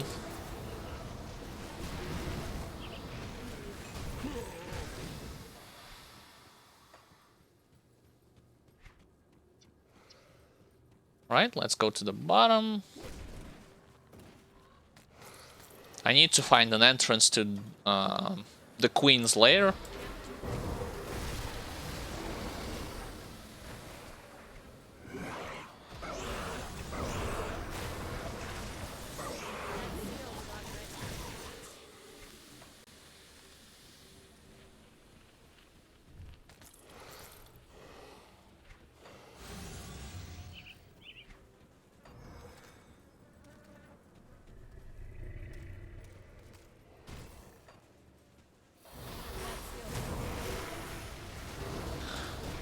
Alright, and since we do have like some new people, I should start to explain a bit like my gameplay when it comes to this character, especially when it comes to ultimate difficulty or just in general, how I recommend or how I am approaching every encounter, what are his advantages, disadvantages, all of this sort of stuff.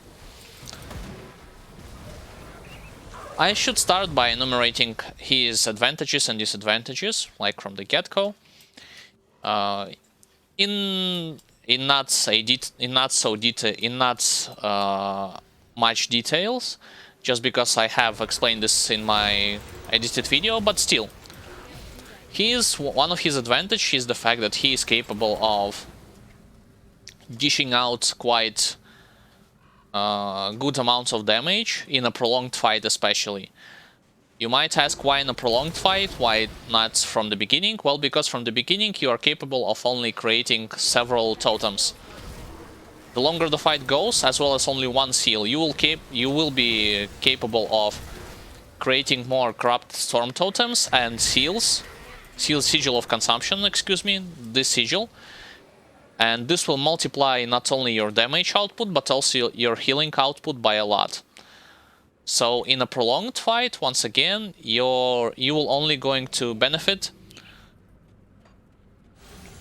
from it. If the fight is going to take longer than usual, you're not going to experience any disadvantages. But let's also take into account one of his weakness. Because of his setup, being the sigil and those totems that have, yes, they have a good range, but still, the range of attack is limited. So you will force to play around them more often than not. You cannot allow yourself to attack monsters from one end of the screen and expect them to stay there without them approaching closer to your character. This is actually means two things. Number one, that you'll be playing from a defense perspective rather than from an offensive perspective. Number two is that this character is not your go-to option should you wish to... should your purpose of choosing the character archetype is going to take into account the fact how quickly he is able to go through the campaign, because he is not a perfect speedrunner throughout the campaign areas. That's taking into account this advantage and disadvantage. The other advantage of this character is actually the fact that he is capable of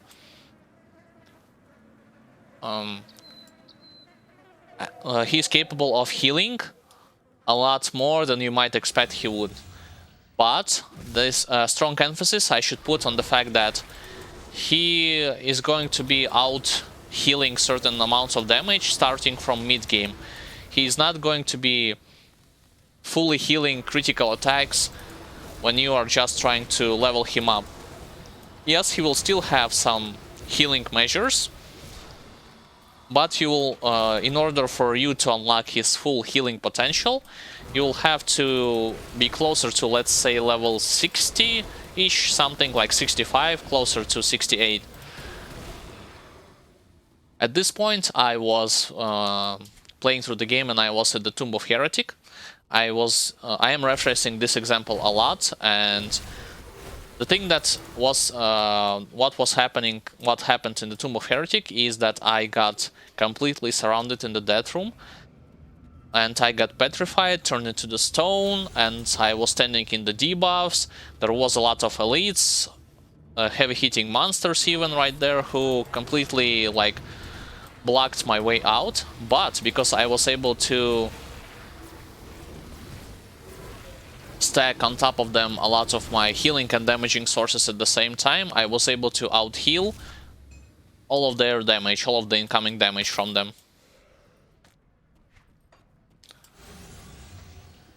So to counteract, yes, he definitely has a lot of healing, but to counteract this, developers have made the other weakness of this character is the fact that he has a low physical resistance. Meaning that once again, this character requires from you to have like at least good or decent micro and macro control skills, how well you're moving through the battlefield, avoiding certain attacks, because you cannot just face tank a lot of monsters' attacks starting from initial levels. And even on higher levels, you can do this only to a certain degree. It will not turn you into a living tank, quote-unquote, but certain abilities will allow you to mitigate some incoming damage. I am talking specifically about abilities such as Aspect of the Guardian from Blood of Dreek. Well, as soon as I will kill those groups of monsters, I will show it to you what I mean. As well as Possession, that is exclusive skill from an occultist skill tree. So all of those highly mentioned abilities will grant you the opportunity to compensate compensate your weaknesses to a certain degree. As you can see, Aspect of the Guardian gives physical resistance and some portion of it, as well as Possession gives flat damage absorption. Damage absorption is actually one of his other weaknesses, but I decided to unite it with the physical resistance, low physical resistance.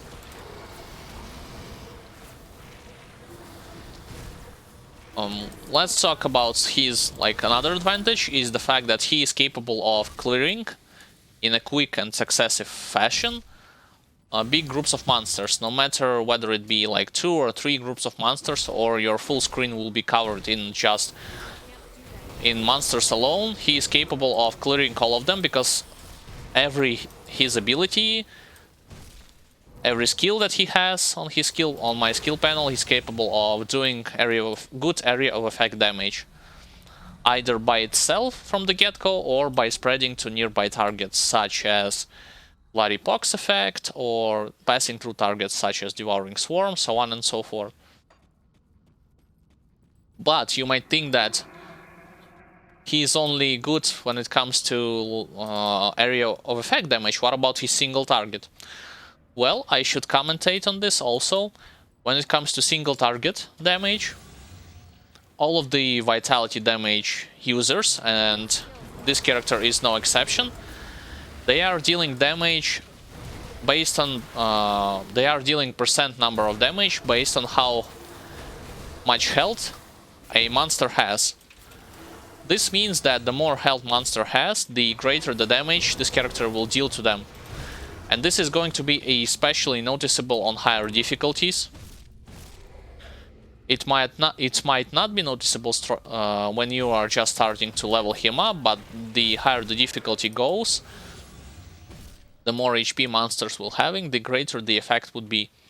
He does not have any problem when you take into account like killing tougher targets, whether it be Ethereal Titans, Colossus, Flesh Hulks, certain Egg bosses, so on and so forth. Some of his abilities actually capable of reducing certain certain amount of enemies' health right from one cast. I'm talking about ability called Bloody Pox.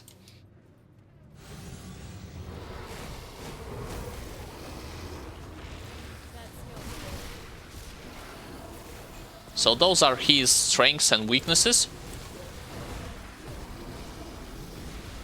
And do not be discouraged to try this character out. You might think that yes, I have described him and you are currently like looking at my panel and thinking, whoa, like he have so many skills to press at the same time.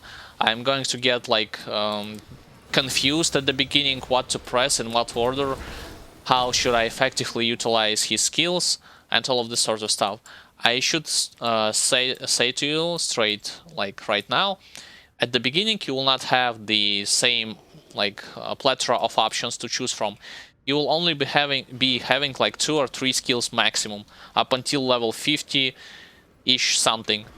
Only after this you'll start to add like 1 skill at a time, and over time you will get accustomed to playing with that many skills. If you put enough like time and experience, you will not going to... I think that you will not going to regret it.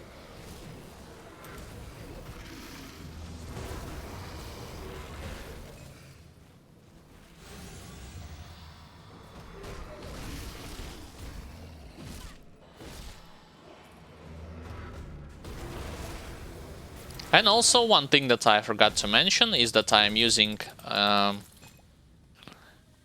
a mod called Grim Internals, which allows me to auto pick up blueprints, lore nodes, components, rare items, as well as highlight my character's HP bar, monster's HP bar, debuff icons on them.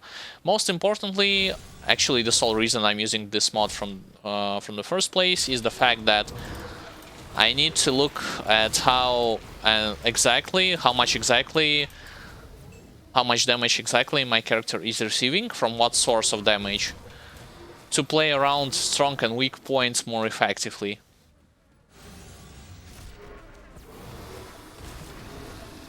You can play this game without this mod, but this mod just adds like mostly quality of life changes, nothing else.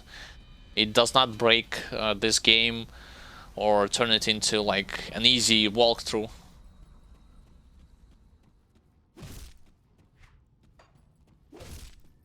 Alright, let's smash this destructible wall, optional area. And also, if you have missed, like you want to check for yourself other parts of this character playthrough, you can look on them later at your own leisure, either on this Twitch channel video on demand or on the YouTube channel. Once again, all the links in the description.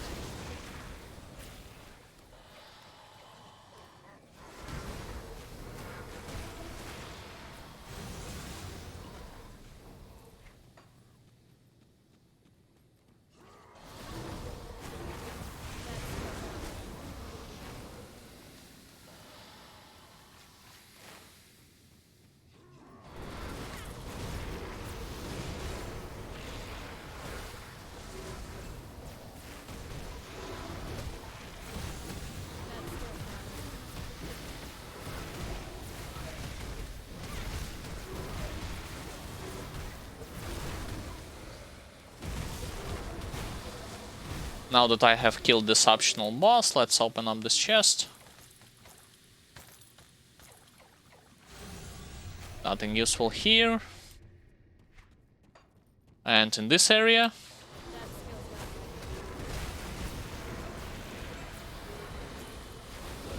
And now that I have explained about like advantages and disadvantages of this character, I can shortly explain some tips and tricks on how you can approach like combat situation.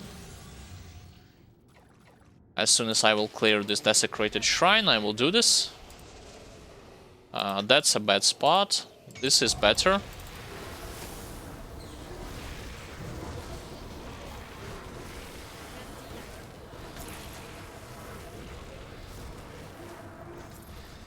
Oh boy, a little bit of a lag right there.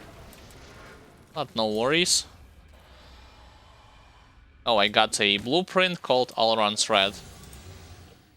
I believe it's a blueprint for a soldier relic.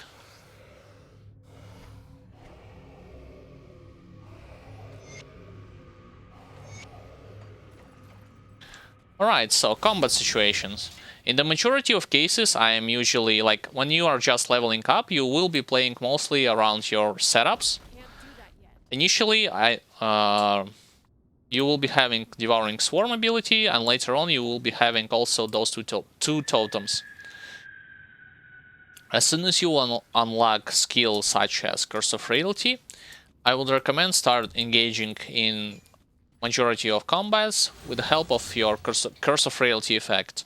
Not only it will help you reduce monsters' movement speed, like control them a bit, but it also will allow you to reduce their defensive parameters, and this will make them take more damage from all of your sources, whether it be regular attacks, critical attacks, skills, so on and so forth. Right after applying Curse of Frailty, there is an exception to this rule, which I will mention a bit later, but right now let's just stick to what I was explaining.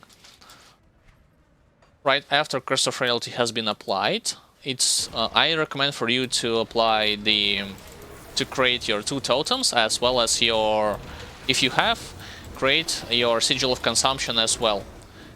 Because your intention is to, as soon as possible, start reducing cooldown on your Corrupted Storm totem, as well as your Sigil of Consumption, because you can stack them on top of each other. Once again, only those 2 abilities. You cannot stack Wendigo totems. You can only stack Sigils as well as Corrupted Storm totems. When those things have been applied, it's usually best for you, if a target still lives, to go for your other, like, more potent damage defense reduction abilities, not damage reduction abilities. For instance, you're fighting against a boss or a group of elites, and they are required from you to apply more than 1 skill to reduce their defensive parameters. And as soon as possible, like as soon as the cooldown is going to be off from your Storm Totem as well as Sigil, recreate them from the beginning. So this is your combat situation, like the approach that I am taking, but I forgot to mention the Blood of Dreeg. Well, it's a good rule of thumb to keep track of your Blood of Dreeg effect when it's active or when it's not active. You just have to take into account the fact that a Blood of Dreeg serves not only as a good active and passive healing at the same time. You can click if you lose a good chunks of your HP and your cooldown, your healing pot is on cooldown, other skills as well, and you're not healing from them, you can utilize Blood of Dreeg to add an extra healing effect.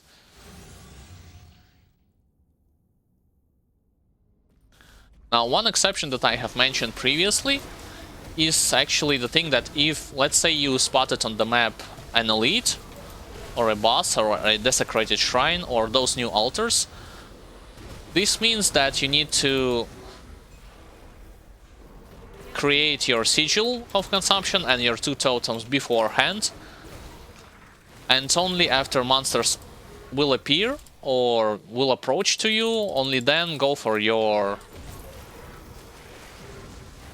other damaging abilities or crowd controlling abilities or defense reduction abilities.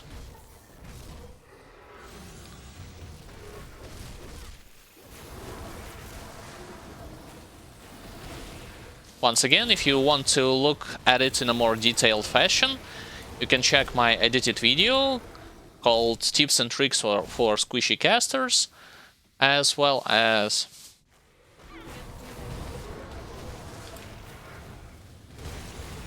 optional areas, and in what order it's good to visit them. It's just that 2 topics were, well, those 2 subjects were discussed in that particular video. This is actually not a challenging boss whatsoever. Like, you can take a safer approach and just let your totems and sigils do all the work and not stand closer to her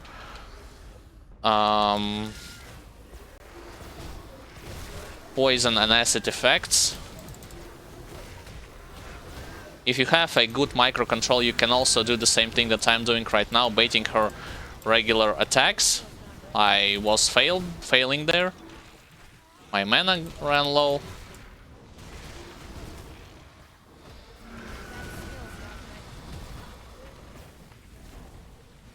And that's it when it comes to this queen. I got a blueprint from her. Nidalos Outbreak. Okay.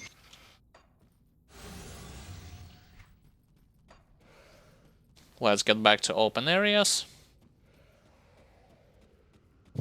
When it comes to my resistances at this point, I do not have an optimal... not only I do not have an optimal resistances, I do not have an optimal threshold of my offensive and defensive ability yet. Because I think that for you to... And yet still, yes, I do not have these optimal numbers, but I am still capable of clearing through main campaign, doing all of the main quests, optional quests. And I have clicked on the wrong exit, sorry. Killing all of the optional bosses, so on and so forth. So yes, that's actually the strength of this character. I consider this to be a strength of this character. Because so far the progression when it comes to Conjurer felt it hasn't stopped. So the more levels I was putting into him, the more powerful he becomes. I haven't encountered yet a single like stale point where can confidently say, okay, so I need to search for a better items in order for me to increase my damage or my healing or whatever the case might be. Slowly but surely he becomes stronger and stronger, and I do not know, to be honest, when he is going to stop becoming that strong.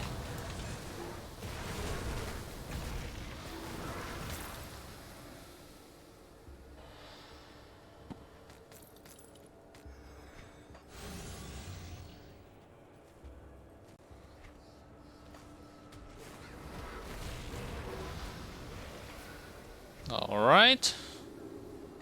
Let's continue clearing the rest of those areas.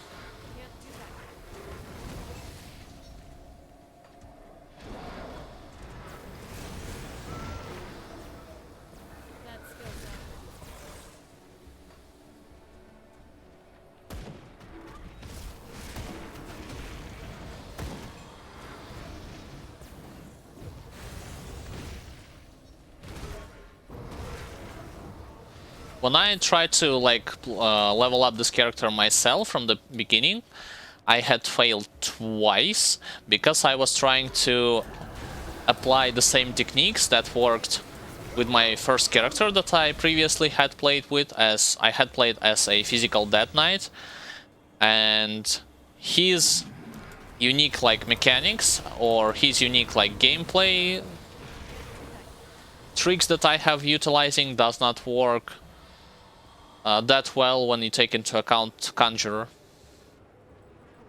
And keep in mind that I had played physical Death Knight not as a close quarter combat fighter. I had played him as a melee caster because I was using two-hander force wave, spammable force wave.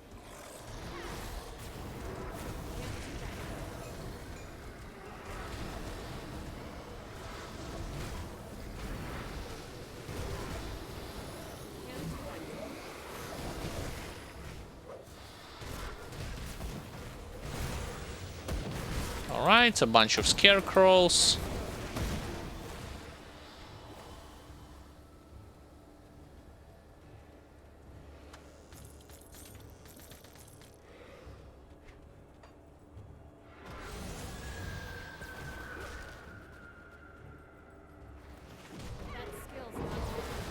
By the way, this red aura that you might see on my character from time to time, this is actually the effect called Hungering Void from Dying God Constellation. So whenever this red aura is active, I am receiving a boost to my offense, as well as crit damage.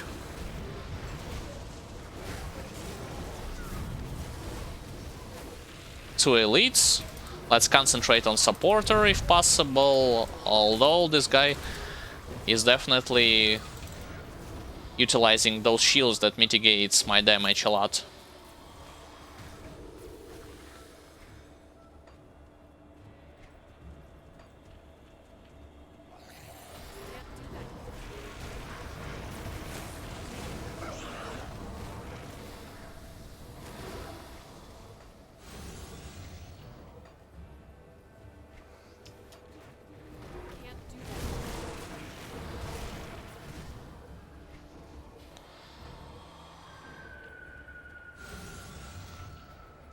Fine, I am slowly but surely moving into the ethereal amalgamation.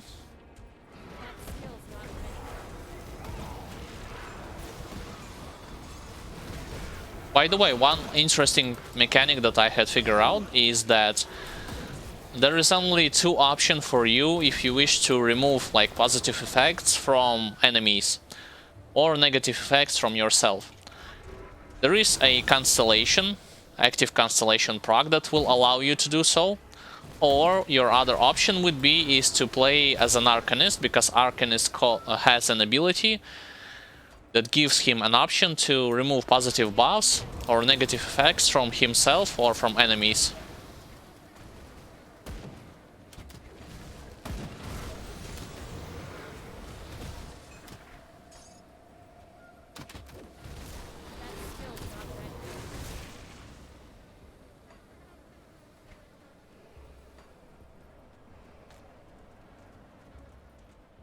Alright, and now let's check the left side first. Nothing there. Let's enter in this place. There's an elite going straight at me. By the way, I still do not understand the mechanic of mages trying to fight you at point blank range. Like, there was also a Nemesis boss that tried to do the same, called Alexander the Archmage. I mean, yeah, I get it, they have the abilities that will allow them to reduce your defensive parameters if they are casting those types of skills in melee range or when they are closer to you, but still, in general, those mages do not have, like, if I were to play, like, for instance, Warlord or a Blade Master, and I saw a mage that is trying to run straight at me, and this mage does not have a damage immunity aura on him, and he tried to cast something in me, so what? I mean, he's only have like 1 or 2 damaging ability that you are capable of dodging, unless you're just standing and wailing him with like this and without even trying to move away.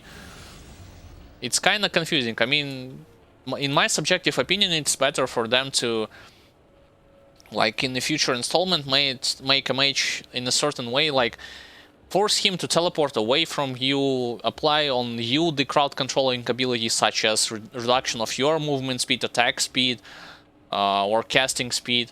Force you to try to, like, force you, especially as a melee, like, archetype, to get closer to him, not constantly running at your face and then casting abilities.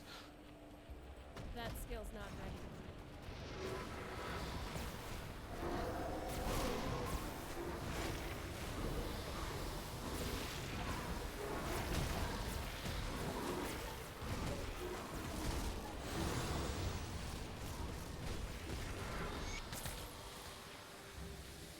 Okay, amalgamation has been dead. I mean, has died, excuse me. Let's get back to the homestead area.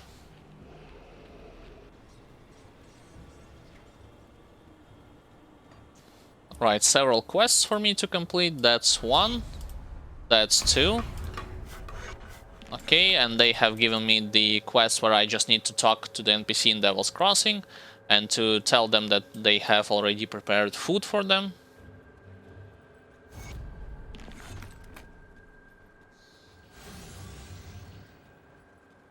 There was much. I see my scouts have reported back. I can't do that yet. Just the person I'm looking. There are 2 other.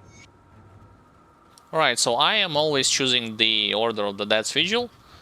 I do not see, well, at least if you are willing to see the other faction quest line and their perspective on the things, not only when it comes to gameplay, but when it comes to lore as well, you can choose the Kaimon's Chosen, but I'm willing to stick all the way through the end with Order of the Dead's Vigil.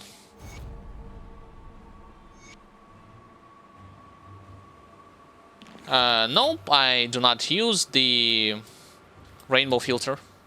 I am playing without this. I am only using, like, Grim Internals, but with those functions that I had previously mentioned. Mostly for checking how much damage I'm receiving, and that's it.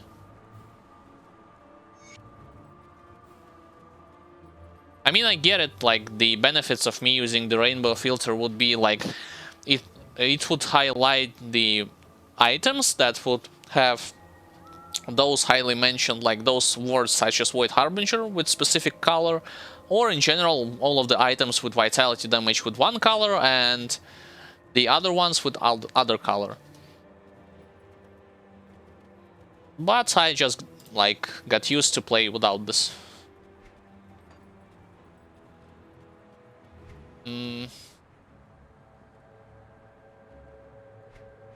Yes, I definitely need to sell some additional stuff before continuing on.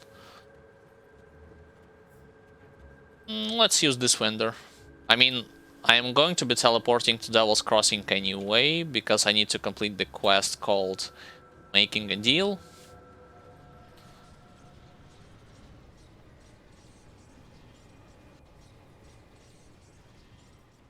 Yeah, so far, like, to be honest, I underestimated this character ability of clearing the campaign on ultimate difficulty.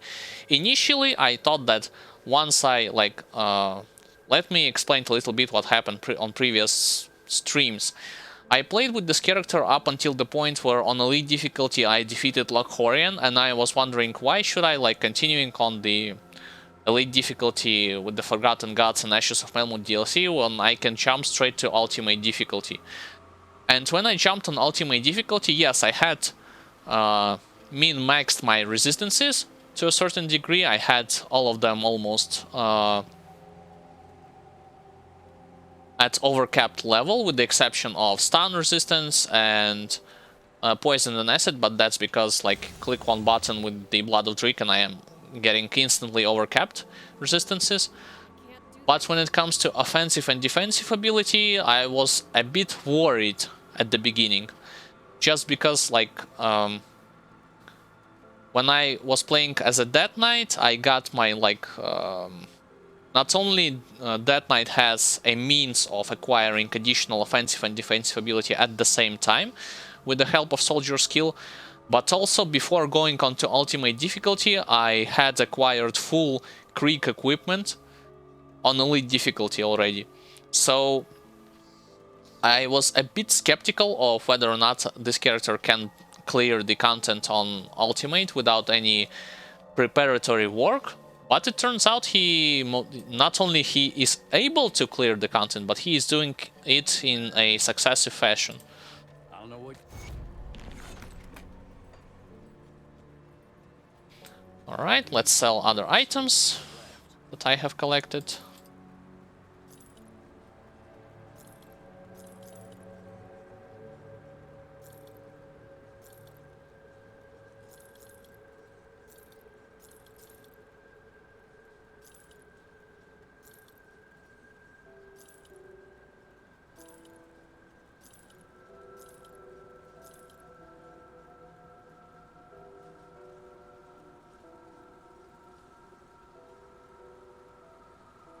I still haven't checked where exactly I'm supposed to farm the Dark One set on ultimate difficulty.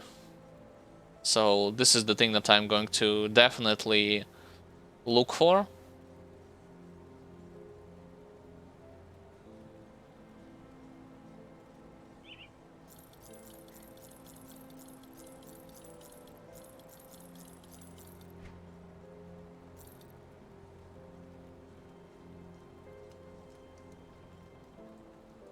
What is this?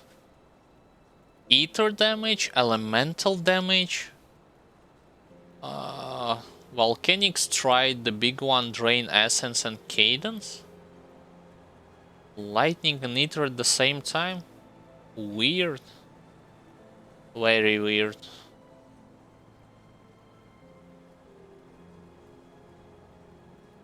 I mean, just from at the first glance, this item...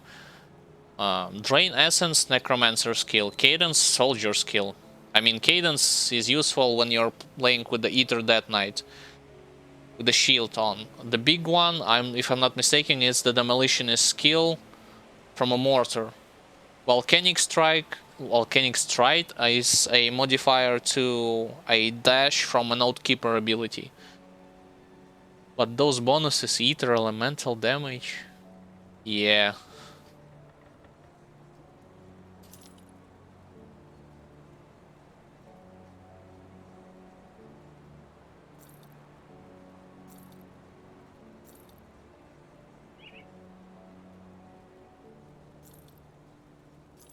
Like, my instincts are telling me, like, if you are trying to save legendary, let's say if you're trying to not sell them but keep them for future characters, this legendary should include only one type of damage and gives bonuses to like 2 characters that are combined with each other. For instance, fire is well combined, like with Outkeeper and Demolitionist, with Outkeeper with Demolitionist and how do you call it?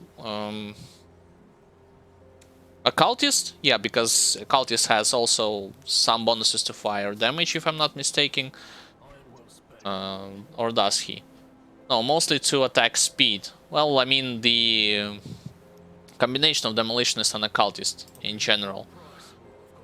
But those like that have multiple, like Ether, how can you combine Ether and Elemental damage at the same time playing either with Outkeeper, Soldier, and wearing this item? No. Sounds weird.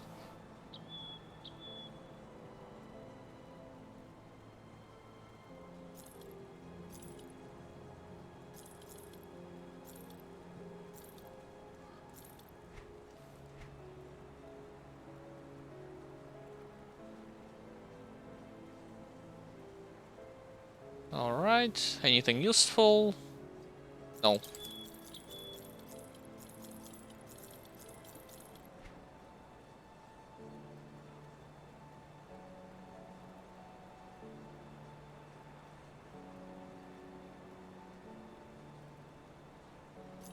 Nothing else.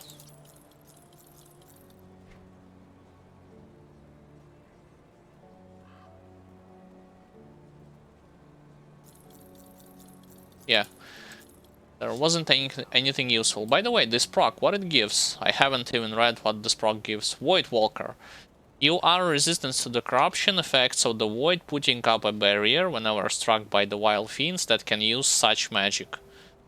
100% chance of activating. 10,000 damage absorption, protects against poison or acid, vitality, chaos. That's a good, well, once again, this is a good option that will allow you to add yet another defensive layer to counteract your weakness to any type of damage, whether it be physical, elemental, whatever the case might be, because damage absorption, do not confuse damage absorption and damage like mitigation or damage reduction. Damage absorption is an immunity for a certain amount of numbers or percent numbers. Got something you need stashed?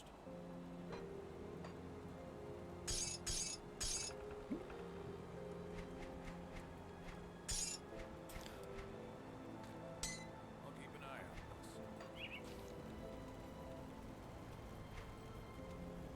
out. Alright, so I had cleared almost everything.